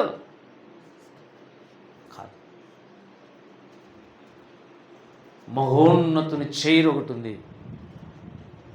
దాని మీద ఎవరు కూర్చోలేరు. అత్యున్నతమైన సింహాసనం మీద ఆయన ఆసీనుడై ఉండటం నేను చూచి తిని. యెషయా అన్నాడు, యెషయా 6లో, దేవుని సింహాసనం మీద దేవుడు కూర్చొని ఉన్నాడు. పరలోకం యథార్థం, నరకం యథార్థం, భూమి యథార్థం. చేసిన క్రియలక్కడికి పోవు, యేసు రక్తంలో కడుక్కోవాలి. భూమి మీద ఉండగానే కడుక్కోవాలి. ఎంతగా? దేవుడు చెప్పేంతగా. నువ్వు పవిత్రుడు అయ్యావు లేరా? ఎందుకు ఊరికి కడుక్కుంటావు? స్నానం చేయొద్దు, కాళ్ళు చేతులు కడుక్కో అన్నాడా లేదా? యోహాను 13 ఏమన్నాడు? మీరందరూ కేవలం పవిత్రులు, స్నానం చేసిన వాడు ఎప్పుడు కూడా మళ్ళీ కాళ్ళు చేతులు తప్ప ఏమి కడుక్కోవాల్సిన అవసరమా? మరి స్నానం చేసిన వాడు అంటే ఎవరు? రక్షింపబడినవాడు. ఎప్పుడు ఏం చేస్తుండాలి? కాళ్ళు చేతులు కడుక్కు. ఎక్కడ కడుక్కుంటుండాలి? ఆదివారం మందిరంలో. ఎందుకు వస్తున్నావు ఆదివారం? బల్లలో చేయటానికి. బల్ల నెలకు ఒకసారి ఉంటే ఎట్లా చెప్పండి? మరి అన్నీ కుప్పేసుకుంటాం సార్, ఏముంది? ఆడికి వచ్చి సాకులోడు రేవు దగ్గరికి వచ్చినట్టు వచ్చి బట్టలు దించి ఇవి ఉతుక్కుంటా ఉంటామంటే, నువ్వు చేసినవి బట్టలు అయితే మూట కడతావు. ఈ పాపాలు మతికుంటాయా? అసలు నిన్న చేసినది మర్చిపోయింటాం. మనం మంచిగా మారుతాం. మొన్న చేసినట్టు మర్చిపోయి ఉంటాం. వేరే వాళ్ళని మాట్లాడినట్టు మర్చిపోయి ఉంటాం. కానీ యేసు రక్తంతో కడుక్కోకుంటే ఎట్లే నిలబడతాయి? మీరు చెప్పండి. మైల బుట్టలో బట్టలు వేసాం, ఉతుక్కోవాలా అనుకుంటానే ఉండా, కానీ ఇంకా ఉతకలే. తెల్లగైతాయి అవి. ఎప్పుడైతాయి? నువ్వే వాటిని తీయాలి బయటికి. తీయండి. ఈరోజు సోమవారం నుంచి ప్రభువా ఇంట్లో గలాటలు, నేను నా భర్త కీచులాడుకున్నాం ప్రభువా. కలహముద్దు. ఇప్పుడు కలహముద్దు ఏంటి? కీచులాడుకున్నావులే, నాకు తెలుసులే నువ్వు కీచులాడుకుంటావని. దేవుడు కడుక్కున్నావా? రక్తంలో, నా రక్తంలో కడుక్కున్నావా? ఆ ప్రభు సాయంత్రానికే కడిగేసుకున్నాను. Very good. మతికుంటే కొన్ని ఆదివారం కూడా కడుక్కో. దేవుని స్తోత్రం కలుగును గాక. ఏమండి? ప్రశస్త వస్త్రాలు ఇవ్వటానికి ఆదివారం. వీటికి వస్తే స్నానం చేయాలి నీ ఆత్మ. వీటికి వస్తే నువ్వు కొత్త బట్టలు ధరించుకోవాలి ప్రశస్తమైనవి. ఇక్కడికి వస్తే నువ్వు మళ్ళా పరిశుద్ధుడై దేవుని చేత పరచబడి బయట పోవాలి. దేవుడు ఉన్నాడు, దేవుడు పరిశుద్ధుడు. ఏ అపవిత్రత ఒప్పుకోడు. రోంతుంది అంటే కుదరదు. వీళ్ళది ఇశ్రాయేలు దగ్గర ఏమునింది? రోంతే ఉన్నది, అది చాలా అయిపోయింది. ఎర్ర సముద్రం కా నుంచి చూస్తుండ మిమ్మల్ని. చూడండి ఏమన్నాడు ఒక మాట, ఫస్ట్ నుంచి చూస్తుండ, మీరు మాట విన్నోళ్ళు కాదు అన్నాడు దేవుడు. అంటే ఆయన చూస్తున్నాడా లేదా అనేది నాకు పాయింట్. ద్వితీయోపదేశకాండం ఏమండి, ఒకరు అట్లే పెట్టుకోండాలి. మరి ఒకరైనా నాకు సహాయకరంగా 9వ అధ్యాయం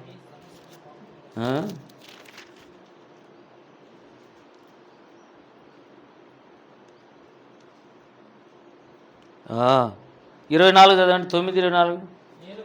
నేను మిమ్మును ఎరిగిన దినం మొదలుకొని, అంటే దేవునితో ఇల్లు సంబంధాలు కుదుర్చుకొని రక్షణ పొందిన దినం మొదలుకొని మీరు యెహోవా మీద తిరుగుబాటు, నా పాయింట్ ఇది వద్దు ఈరోజు, తిరుగుబాటు చేసే వాళ్ళ గురించి నేను మాట్లాడడంలా.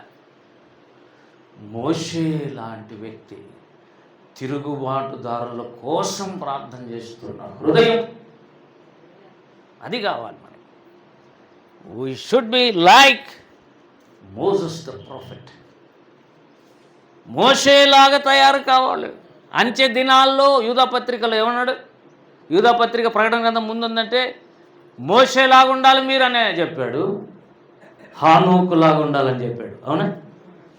మోషే హానోకులు ఫాలో కావాలి. ఇప్పుడు ఉన్న క్రైస్తవులందరూ ఇప్పుడు ఒక మాట, మేము కొత్త నిబంధనకు సంబంధించిన వాళ్ళమండి, పాత నిబంధన భక్తులు మాకెందుకండి అంటున్నారు చాలామంది. మరి మోషే హానోకుల గురించి యూదాపత్రికలు దేవుడు ఎందుకు రాయించాడు? ఏమండి, ఎందుకు రాయించాడంటే మోషేలాగా హానోకులాగా మనము తయారు కావాలి. వాళ్ళు వాళ్ళలో ఉండే మోడల్ ఏంది? ఇశ్రాయేలీయులను నడిపిస్తూనే సంసారాలు చేశారు. బాగినండి పాయింట్.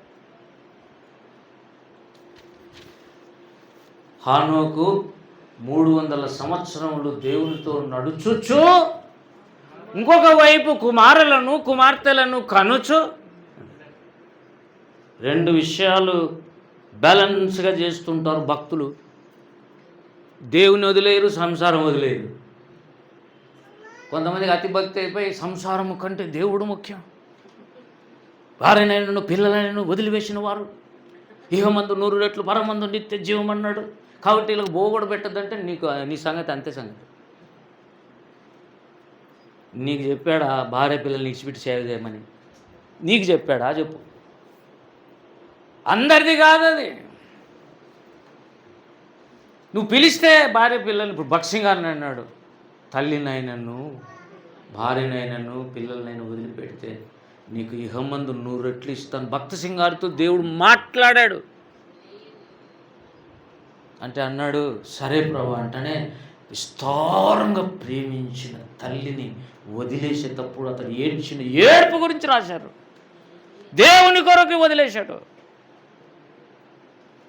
ఆయమనింది, జుట్టు కత్తిరించుకోదురా, టర్పన్ తీయద్దురా అని చెప్తే వినకుండా నువ్వు లండన్ పోయినప్పుడు నువ్వు ఆ పని చేసి ప్రభు నమ్ముకొని టర్బన్ తీసేసి కటింగ్ కొట్టించుకుంటావా? ప్రతిష్ఠితును కాకుండా పోతావు. నువ్వు సింగ్ అంటే సింహం అని తెలీదా అని వాళ్ళమ్మ మాట్లాడితే, అప్పుడు నేను సింహం అని నేను అనుకున్నాను.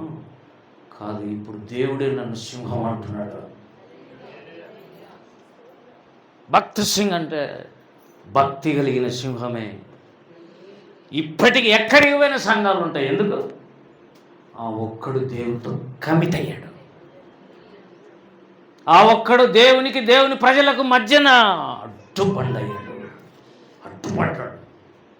రాత్రి మొదళ్ళు ప్రార్థనలు చేశాడు. మా పాస్టర్కి సూటు తెచ్చిద్దామని ఎవరైనా సూటు తెచ్చిస్తే ఒక నెలకల్లా మోకాళ్ళ కాడ చినిగిపోయి, ఏమంటే సూటు లేదు గీయట్లేదు, మోకాళ్ళు ముఖ్యమంటాడు ఆయన. మోకాళ్ళ మీద ఉంటే ఆ సూట్ యొక్క మోకాళ్ళు కూడా చినిగిపోయాడు. తీసేపోతాడు. ఒంటె మోకాళ్ళు అని పేరు. ఎవరికి? భక్సింగ్ గారికి ఒంటె మోకాళ్ళు అని పేరు. ఎప్పుడు మోకాళ్ళు. అసలు మోకాళ్ళు ఎందుకు పెట్టాడు ఆ దేవుడు నీకంటే? నా మట్టుకైతే ప్రార్థన చేయటానికే అంటాడట. మనకునేది ఎందుకంటే కాలు వంగడానికి. నడిచి అక్కడ తిరిగి ఇక్కడ తిరిగి సందులు తిరిగి వీధులు తిరిగి అవి చేయడానికి ఈ చేయడానికి తిరుగులు. అందుకే దేవుడు దావీదున్నాడు, నీవు ఎక్కడెక్కడ తిరిగావో రికార్డ్ చేసినాడు అన్నాడట. తెలుసా మీకు? నా సంచారములన్నీ నీవు నీ కవిలలో రాసి లెక్కించి ఉన్నావు. నా కన్నీళ్ళు నీ బుడ్డిలో కవిలలో దాచిపెట్టావు. నా సంచారాలన్నీ కూడా ఎక్కడెక్కడ తిరుగుతున్నా కూడా రాసుకుంటున్నాడు దేవుడు. అక్కడ వేయట్లే ప్రభా అంటే ఎక్కడికి చెప్పలేం ప్రభా, చెప్పలేని సందు ప్రభా. అది ఇవ్వండి. ఆ సామెతలు 2, 3, 5 ఉన్నాయి ప్రభా. ఆ యవ్వనస్తుడు వీధులు తిరుగుతాడు, వేశ్యాగృహాల దగ్గర తిరుగుతున్నాడు ఒకడు. దేవుడు అన్నాడు, రే దాన్ని వదిలేస్తా, నా చేతిలో నిన్ను బాణంలాగా చేస్తాను. గట్టి హల్లెలూయా చెప్పండి స్త్రీలు. మీరొద్దు, వాళ్ళు చెప్తారు హల్లెలూయా. ఎందుకు మీరొద్దు? ఇప్పుడు అందరు కలిసి చెప్పండి.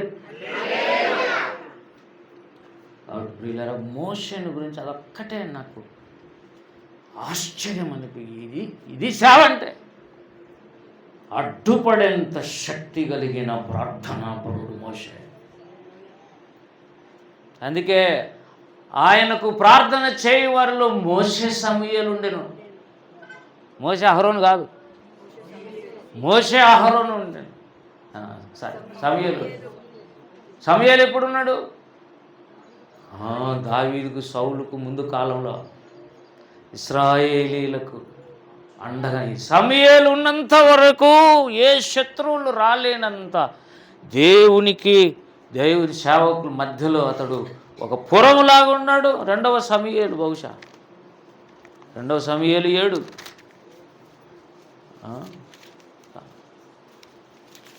కాదు, మొదటి సమూయేలు 7వ అధ్యాయము ప్రియులారా 13. ఇలాగున ఫిలిష్తీయులు అనపబడిన వారై ఇశ్రాయేలు సరిహద్దులలోనికి తిరిగి రాక సమూయేలు ఉండిన దినములన్నిటిను యెహోవా హస్తం ఫిలిష్తీయులకు విరోధముగా, అంటే సమూయేలు ఉన్న దినాలంతా ఫిలిష్తీయులు ఇశ్రాయేలీల మీదికి వద్దులేరా నాయన సమూయేలు ఉన్నాడు అంటారు. బాగినండి పదం పండి మొన్న వచ్చినారా లేదా? ఇదే ఫిలిష్తీయులు ఇశ్రాయేల్ మీదకి బార్డర్ను పెరికేసి లోపలికి వచ్చి 250 మందిని క్యాప్చర్ చేసుకొని తీసుకుపోయారు. ఇదే ఫిలిష్తీయులు, ఇదే ఇశ్రాయేలీలు. కానీ సమూయేలు లేదు అక్కడ. ఒక సమూయేలు ఉండింటే వీళ్ళు రాకుండా ఉండిందరు. చుట్టూ కంచెనే వస్తున్నారు, కానీ సమూయేలు ఉంటే రాలేరు. ఏం సంగతి? సమూయేలు ఉంటే అగ్ని కంచె ఉన్నట్టే. ఏమి స్తోత్రం. You have to believe your servant in such a way. అలాగ విశ్వసించాలి సేవకులను. సేవకుల దగ్గర అటువంటి ప్రార్థన ఉండాలి. ప్రార్థనే యేసుకున్న ఒక పేరు ప్రార్థన. ప్రార్థన సుప్రార్థన పాట పాడలే మనం. ప్రార్థనే నాకు ఆశ్రయం అన్నాడు. అవును, నువ్వు దేవుడా ఆశ్రయం ప్రార్థన అంటే ఆ దేవుని పేరే ప్రార్థన. హల్లెలూయా. దేవుని పేరే ప్రార్థన. ప్రార్థన చేయవాడు దేవునితో సహవాసం చేస్తున్నాడు. ఏమొద్దు అంటే నేను చెప్తున్నాను, రక్షింపబడిన తర్వాత ఏమొద్దు, ఫస్ట్ ఒక 10 రోజులు దేవునితో గడుపు. నువ్వు బైబిల్ చదువుతూ గడుపు, ప్రార్థన చేయంతే. బైబిల్ ఎట్ట చదవాలా, అట్ట చదవాలా, తిప్పాలా, వద్దు అవన్నీ. బైబిలే చదవద్దు కావాల్సి ఉంటాయి. నువ్వు ఎటువంటి స్థితిలో నుంచి రక్షణ పొందే ఒక 10 రోజులు దేవునితో గడుపు. దేవునితో మాట్లాడేంత వరకు గడుపు ఒక 10 రోజులు. లేకపోతే సంవత్సరాలు పోతాయి. ఎంత ప్రార్థన చేసిన తర్వాత రాదు. ఎందుకంటే తర్వాత నీకు భక్తి పెరుగుతుంది, తిరిగేది పెరుగుతుంది, తలకాయలకి అన్ని చెదారం వచ్చి పడతాయి. దేవునితో మాట్లాడడం స్టాప్ చేస్తాడు. అందుకే స్టార్టింగ్లోనే మాట్లాడాలి. గోపిరన్న అన్నాడు, చిన్నప్పుడే 6 ఏళ్ళకు దేవుడు నాతో మాట్లాడకపోయింటే 6 ఏళ్ళకు అభిషేకించబడ్డాడు. 6 ఏళ్ళకు దేవుడు అభిషేకించబడింటే తర్వాత నాకు అభిషేకం వచ్చేది కాదు. ఎందుకంటే నా సొంత తలకాయ పనిచేసి. వింటున్నావా? ఏం చెప్పాను?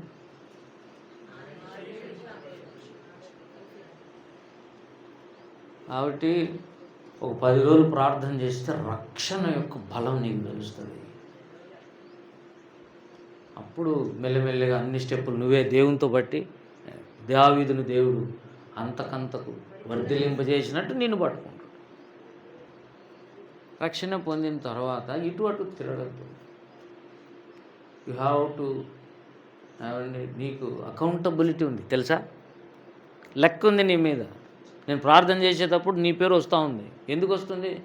నేను బాప్తిసం ఇచ్చిన బిడ్డలు చుట్టూ కంచేయి నాయన, ఎక్కడ యాక్సిడెంట్లు జరగరాదు, వాళ్ళు భక్తులు పెరగాలి, వర్ధిల్లాలి, కుటుంబీకులు కావాలి, పెళ్ళిళ్ళు కావాలి. ప్రార్థన చేస్తున్నాం, పెళ్ళి అయినాక అద్దె పత్తపోవద్దు, మళ్ళా కనపడు దేవుని సన్నిధిలో. మేము సేవకులు అంటే జ్ఞానం లేనోళ్ళు అని అనుకుంటున్నారు విశ్వాసులు చాలామంది, అందరు కాదు. అందుకే నేను ఒకరితో మాట్లాడేటప్పుడు మొన్న అంటే, వెరీ ఎందుకు రా నా నెత్తి మీద టోపీ పెడతావు, నా చెవిలో పువ్వు పెడతావు అంటే ఏం తెలియనట్టు మాట్లాడతాం. ఏమి నాకు నేను కానీ క్వశ్చన్లు వేస్తే ఒక్కటనే చెప్తాను, ఒక్కదానికైనా ప్రశ్న నువ్వు సమాధానం చెప్పగలవా? Be careful. ఇశ్రాయేలీయుల గురించి నేను ఎత్తుకోలే, నాకు మోషేలు కావాలి, దేవుని స్తోత్రం కలుగునుగా, సమూయేలు కావాలి, అహరోను కూడా వద్దనుకున్నాడు. ధైర్యంగా చెప్పేశాను, కొడితే దేవుడు కొట్టనిది. ఎందుకంటే ఏ పాపాన్ని చేయడానికి ఇశ్రాయేలీయులు వరిపడ్డారో దానికి కారణం అహరోనయ్యాడు. No, I don't want in such way. అట్లాంటిది నా మోషే కావాలి, పౌలు కావాలి, దేవుని కొరకు వరపడిన భక్తులు కావాలి, శిష్యునికి తగిన చెవులు నోరులు ఉండేవాళ్ళు కావాలి. మంచి దేవుని స్తోత్రం. ఒక్కటే మాట్లాడుతున్నాను, సర్వశక్తి గలది, ఏమైనా చేయగలిగిన వాడు, పంచభూతాన్ని పెరిగి పక్కన పడేసేంత శక్తివంతుణ్ణి, దహించు అగ్ని అయిన దేవుడు, దహించడానికే వస్తున్న ఆ దహన ఏమండి అగ్నిని ఆపు చేయగలిగిన వాడు మోషే. విజ్ఞాపనకర్తలే నిలబెట్టగలరు, ఇంకా అందరూ కాదు. మోషే ఎవరు? దేవుడు ఏర్పాటు చేసిన వ్యక్తి. అతని మాట వింటాడు దేవుడు. అహరోను మాట విన్నాడు, అహరోను ఈల్డ్ అవుతున్నాడు. ఇంకో మాట చెప్తా, మోషే యోబు మాట నేను ప్రార్థన వింటాను, వాళ్ళ ఫ్రెండ్స్ మాట ప్రార్థన నేను విన్నాను అన్నాడు. చదివినారా మీరు? ఇది చదివిన వాళ్ళు చేతులు ఎత్తాను. Very good, very good. అమ్మో పర్వాలేదు, మిగతా చేతులన్నీ రావాలి పైకి. ఏంది చదివినారు? యోబు పుస్తకం చదివినారని అడుగుతుండా. యోబు ఫ్రెండ్స్ ప్రార్థన చేస్తే దేవుడు వినలేదు, యోబు ప్రార్థన చేస్తే దేవుడు విన్నాడు. ఎందుకు? వాళ్ళు కూడా తక్కువ వల్ల బిల్దదు వాళ్ళంతా ఏమండి. మన యోబు ఫ్రెండ్స్ సన్నోళ్ళ వాళ్ళు బైబిల్లో వాళ్ళ అధ్యాయాలు ఉన్నాయంటే వాళ్ళ మీద దేవుని ఆత్మ ఉందా లేదా మీరు చెప్పండి. ఆత్మ ఉన్నప్పటికీ వాళ్ళ ప్రార్థన దాన్ని వినండి. 42 చూడండి, యోబు గ్రంథం 42 మాట చదివి ప్రార్థనలు అయిపోదాం ప్రియులారా.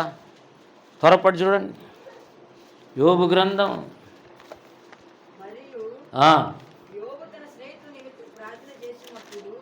ప్రియులారా 8వ వచనం. అప్పుడు నా సేవకుడని యోబు మీ నిమిత్తం ప్రార్థన చేయును, మీ అవివేకమును బట్టి మిమ్మల్ని శిక్షింపక ఉండునట్లు నేను అతనిని మాత్రము. అది సంగతి.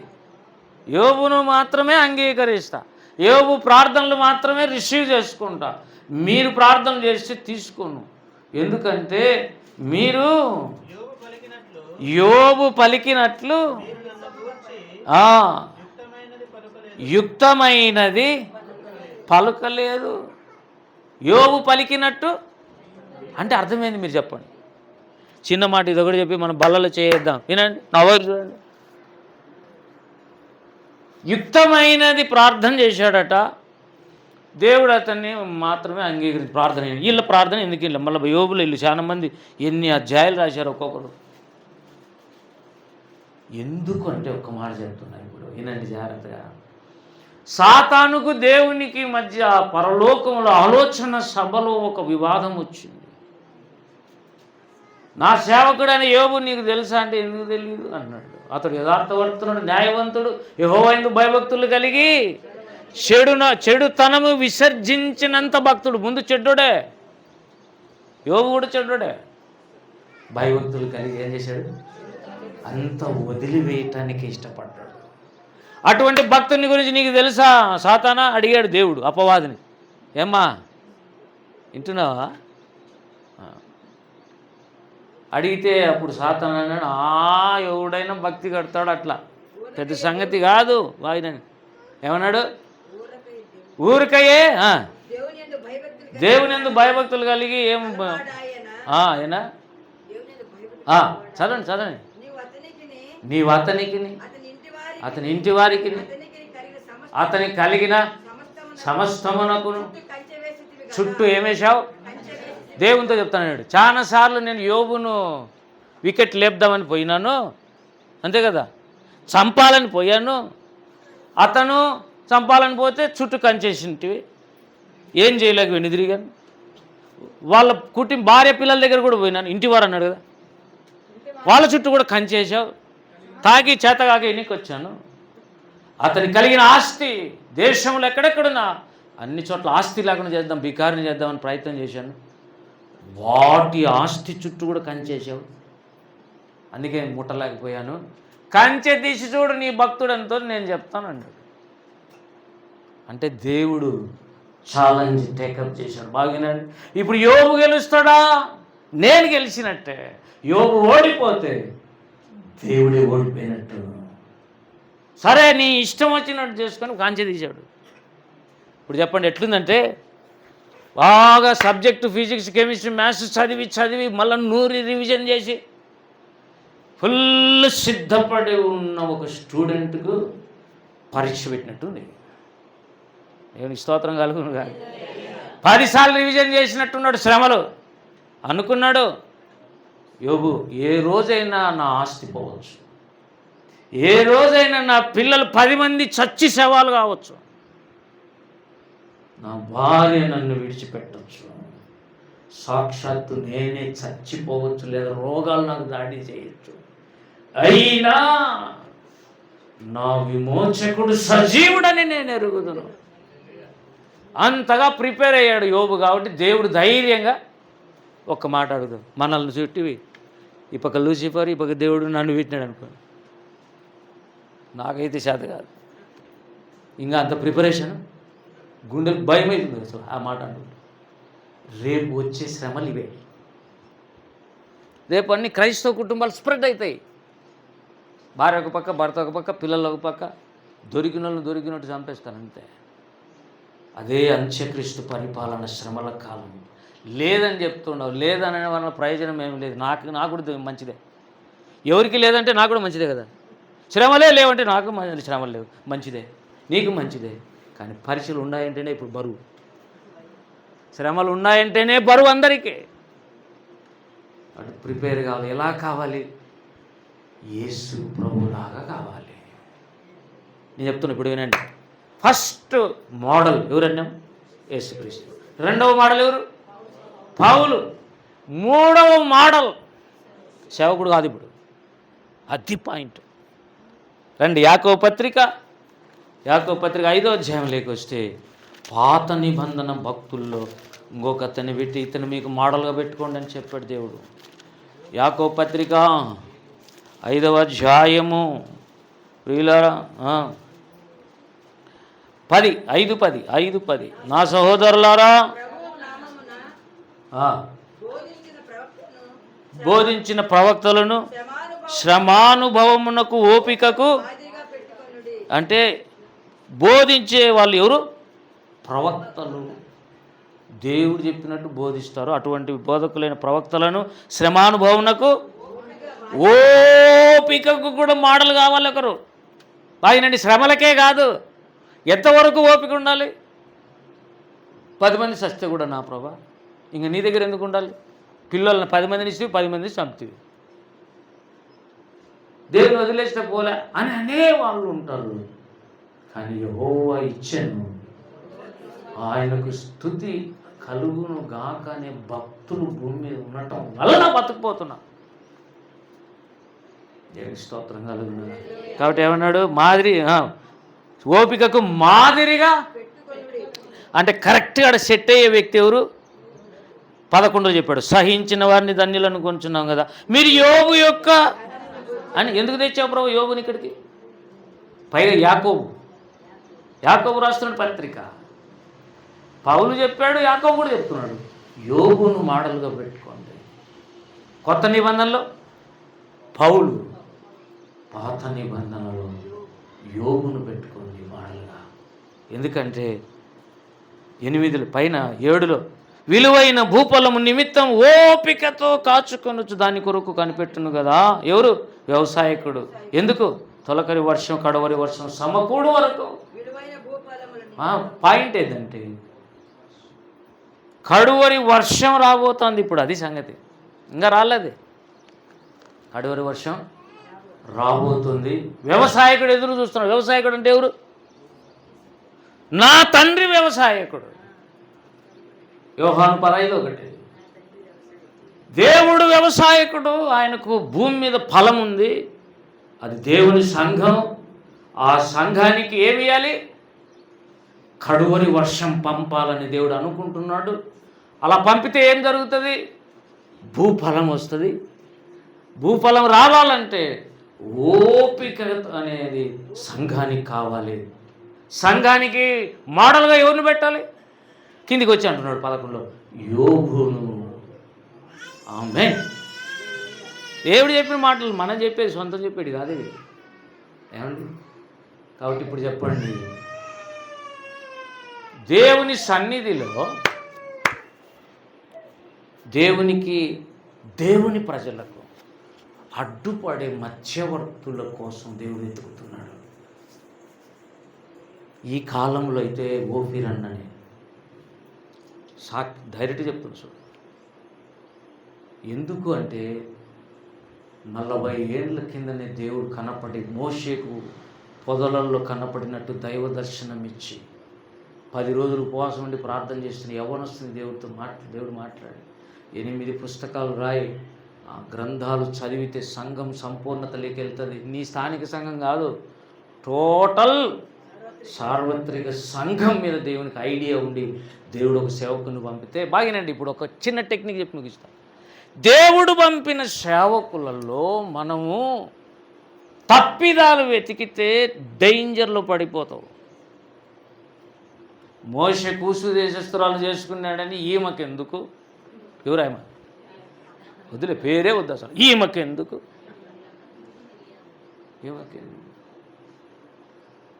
కూసు దేశస్తులా చేసుకుంటాడో లేకుంటే ఆఫ్రికా ఖండంలో యూనియన్ చేసుకుని నీకెందుకు? దేవుడు చెప్పినట్టు చేసుకోమని. తెలుసా మీకు? దేవుడు డెలిబరేట్గా ప్రవక్తలకు ఏం చెప్తా అంటే అట్లా చేయి, ఇట్లా చేయి, ఇట్లా చేయి, అట్లా చేయి అని చెప్తాడు. హోషేయాని పంపించేమన్నాడు? వేశ్యని పెళ్లి చేసుకోపోన్నాడు. నేను ఎందుకు చేసుకుంటాను? ఆయన 4 ఏళ్ళ నుంచి ప్రార్థన చేసి మంచి భార్య కావాలని ప్రార్థన చేసినాను అంటే అట్లా కుదరదు. ప్రవక్తలు దేవుడు చెప్పినట్టు చేస్తారు, వాళ్ళే ప్రవక్తలు. వెళ్ళి వేశ్యం చేసుకో. నా లైఫ్ ఎట్లా నీ లైఫ్ కాదురా, ముందు దేవుని లైఫ్, ఆయన సంఘం లైఫ్ చూసుకోవాలి నువ్వు. నీది కాదు పని, నీ సంతోషం కాదు, నీ కుటుంబం కాదు, నీ పిల్లలు కాదు. దేవుని స్తోత్రం కలుగునుగా. వాళ్ళు అపోస్తలు ప్రవక్తలు అంటే వాళ్ళు పునాదులు, అందుకే కథలు దాని మీద నిలబడతారు.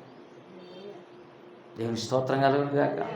ప్రియులారా, ఒక్క మాట, దేవుని యొక్క సర్వశక్తునికి ఇశ్రాయేలుకి మధ్యలో మోషే అనే భక్తుడు అడ్డపడ్డాడంటే ఎంత బలమైనటువంటి వ్యక్తిగా తయారయ్యాడో చూడండి. నిలబడ్డా లేదా దేవుడు? దహించు అగ్ని ఏమైంది?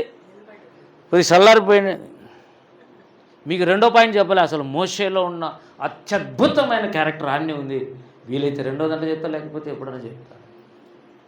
మోషేని బట్టి దేవుడు అడ్డుపడ్డాను అన్నాడా? 106:23లో అడ్డుపడ్డాడు అంటే అర్థమైంది, దేవుడు నిలబడ్డాడు. ఇశ్రాయేలుని ఏం చేయాలి? నాశనం చేయాలనుకున్నాడు కానీ నాశనం చేయలే. కారణం ప్రార్థన. నశించిపోయే వాళ్ళు కాపాడబడాలంటే పరిశుద్ధుల ప్రార్థనలు కావాలి. మన పక్షముగా దేవుడు ఏర్పాటు చేసిన సేవకులు ప్రార్థన చేయాలి. వీలైతే నువ్వు కూడా ఉపవాసం అండి చేయాలి. లేకపోతే ఇప్పుడు ఎట్లయిపోయింది, హాస్పిటల్ అయిపోయింది. ఇప్పుడు బాగా నొప్పి వచ్చేందుకు మనం పోం హాస్పిటల్కి, తెలుసా మీకు? ఎందుకంటే పోతే డబ్బులు తింటారు. నీ హాస్పిటల్ కాడు బాగా నొప్పి పెరిగాయంటే ఎందుకైనా మంచి నన్ను హాస్పిటల్ తీసుకోండి అని అంటారు. పోతానే డాక్టర్లు చుట్టుకుంటారు, ఎమర్జెన్సీ రూమ్ టగటగటగటగ చేసేస్తారు. మళ్ళీ 2 రోజులు బాగా పెట్టి మళ్ళీ ఇంటికి వచ్చేసి. దేవుని దగ్గర కుదరదు. ఎమర్జెన్సీలు, ఫాస్ట్ ఫుడ్లు, అట్లా ఇట్లా వచ్చేటి, నెత్తి విషయం పెడితే బాగా అయ్యేటి, అన్నీ డూప్లికేట్. ఎందుకంటే 2 రోజులకు మళ్ళా నువ్వు అట్లనే తయారవుతావు. చెప్పు, ఈరోజు కడుపు నొప్పి వచ్చిందని నీకు ప్రార్థన చేస్తాను. నువ్వు ఎట్లా తయారు కావాలంటే నీ కడుపు జబ్బు నిమిత్తమో ద్రాక్షారసం తాగని తిమోతి పౌలు ఏమండి ఎందుకు చెప్పాలా? ఇట్లా నా చేతి కూడా తీసుకో. పౌలు చేతి కూడా తీసుకొని, ప్రభు ఇది నీ దాసుని చేతి కూడా పట్టుకున్న వాళ్ళంతా హీల్ అయిపోయినారు, నాకెందుకు బాగా కాదు అనే కథే లేదు చూడాడు. ఎందుకంటే ఈ కడుపు జబ్బు ఊరికే రాలేదు. కొన్నిసార్లు డెలిబరేట్గా దేవుడు అట్లే పెడతాడు. ఎందుకంటే వీళ్ళు సేవ చేయాలంటే అప్పుడప్పుడు కడుపు నస్తుంటేనే దేవాస్తోత్రం అంటారు. లేకపోతే ఇక కార్లు తిరిగి ఆస్తులు కొని అవి కొని ఏదో ఎత్తిపోతుంది కంపెనీ. భక్తులు కూడా చెడిపోతారు. అందుకే పౌలు, ప్రభువా ఈ ముళ్ళు తీశానని ముళ్ళు తీసాను ఉండని. మరి ప్రపంచం అంతా కలిసి పౌలు ప్రార్థన చేసింది బాగా అయింది కదా. నో, దేవుడే బాగు చేయలేదు. ఎందుకంటే నాకు కలిగిన విస్తారమైన ప్రత్యక్షలను బట్టి నేను అతిశయించి పాడైపోతానేమో, పాడై లూసిఫర్లాగా తయారవుతానేమో అని దేవుడు నా కృప నీకు చాలు ఉన్నిలే అన్నాడట. కొన్ని సమస్యలు అట్లే ఉండాలి. తెలియదు మన వాళ్ళకు. ఆడికి పోతే గుత్తిశాలకు పోతే గుత్తిశాలకు పోతే బాగు చేసేది అద్భుత కుమార్ ప్రార్థనే. దేవుడే కదా మళ్ళీ చేయాలా? ఇక్కడ ఉండేది ఎవరు? అక్కడ ఉండేది ఎవరు? ఎక్కడ పోయినా అదే దేవుడు. పాస్టర్ మారుతున్నాడు అంతే. కానీ దేవుణ్ణి పట్టుకో. హల్లెలూయా. మన సేవకులు ముఖ్యమే. కానీ మనం ఎట్లంటే ఏ హాస్పిటల్ పోయినాం సార్, కడుపులో పోలే ఆ మధు పోతాం, వాళ్ళు లేకపోతే ఆడిపోతా కృష్ణ, ఆడిపోతే లేకపోతే దేవి, ఆడిపోతా ఆదిత్య. అంటే ఎన్నిసార్లు మారుతావు? అట్లా అయిపోతుంది కొన్నిసార్లు. దేవుడే బాగు చేయాలి, అప్పుడు కంప్లీట్గా బాగా అయిపోతాం. దేవుని స్తోత్రం కలుగుతుంది. తిమోతి కడుపు నొప్పి పోదు, కానీ ఇతను ప్రార్థన చేస్తే అందరికీ నొప్పులు పోతాయి. నిన్ను ఇతరులకు మేలుకరంగా చేయటానికి కొన్నిసార్లు సమస్యలు నీకు కొన్ని అట్లే. ఇది పాట. మోషేకే ఆడ సమస్య ఉంది.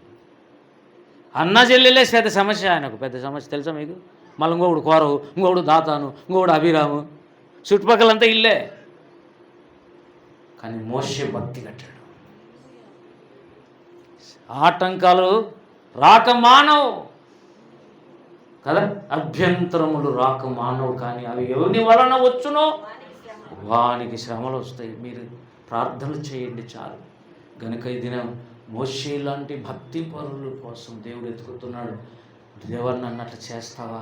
నాకు ఆశ ఉంది నాయన, మోషే లాంటి బ్రతుకు నాకు దయచేయంటే దేవుడు నీ నామాన్ని గొప్ప చేస్తాడు. భూమి మీద అబ్రహామును ఆశీర్వదించినట్టు నిన్ను ఆశీర్వదిస్తాడు. అట్టి కృప మనకు దయచేయను గాక. నీకు ఇష్టమేనా? రండి ప్రార్థన చేద్దాం.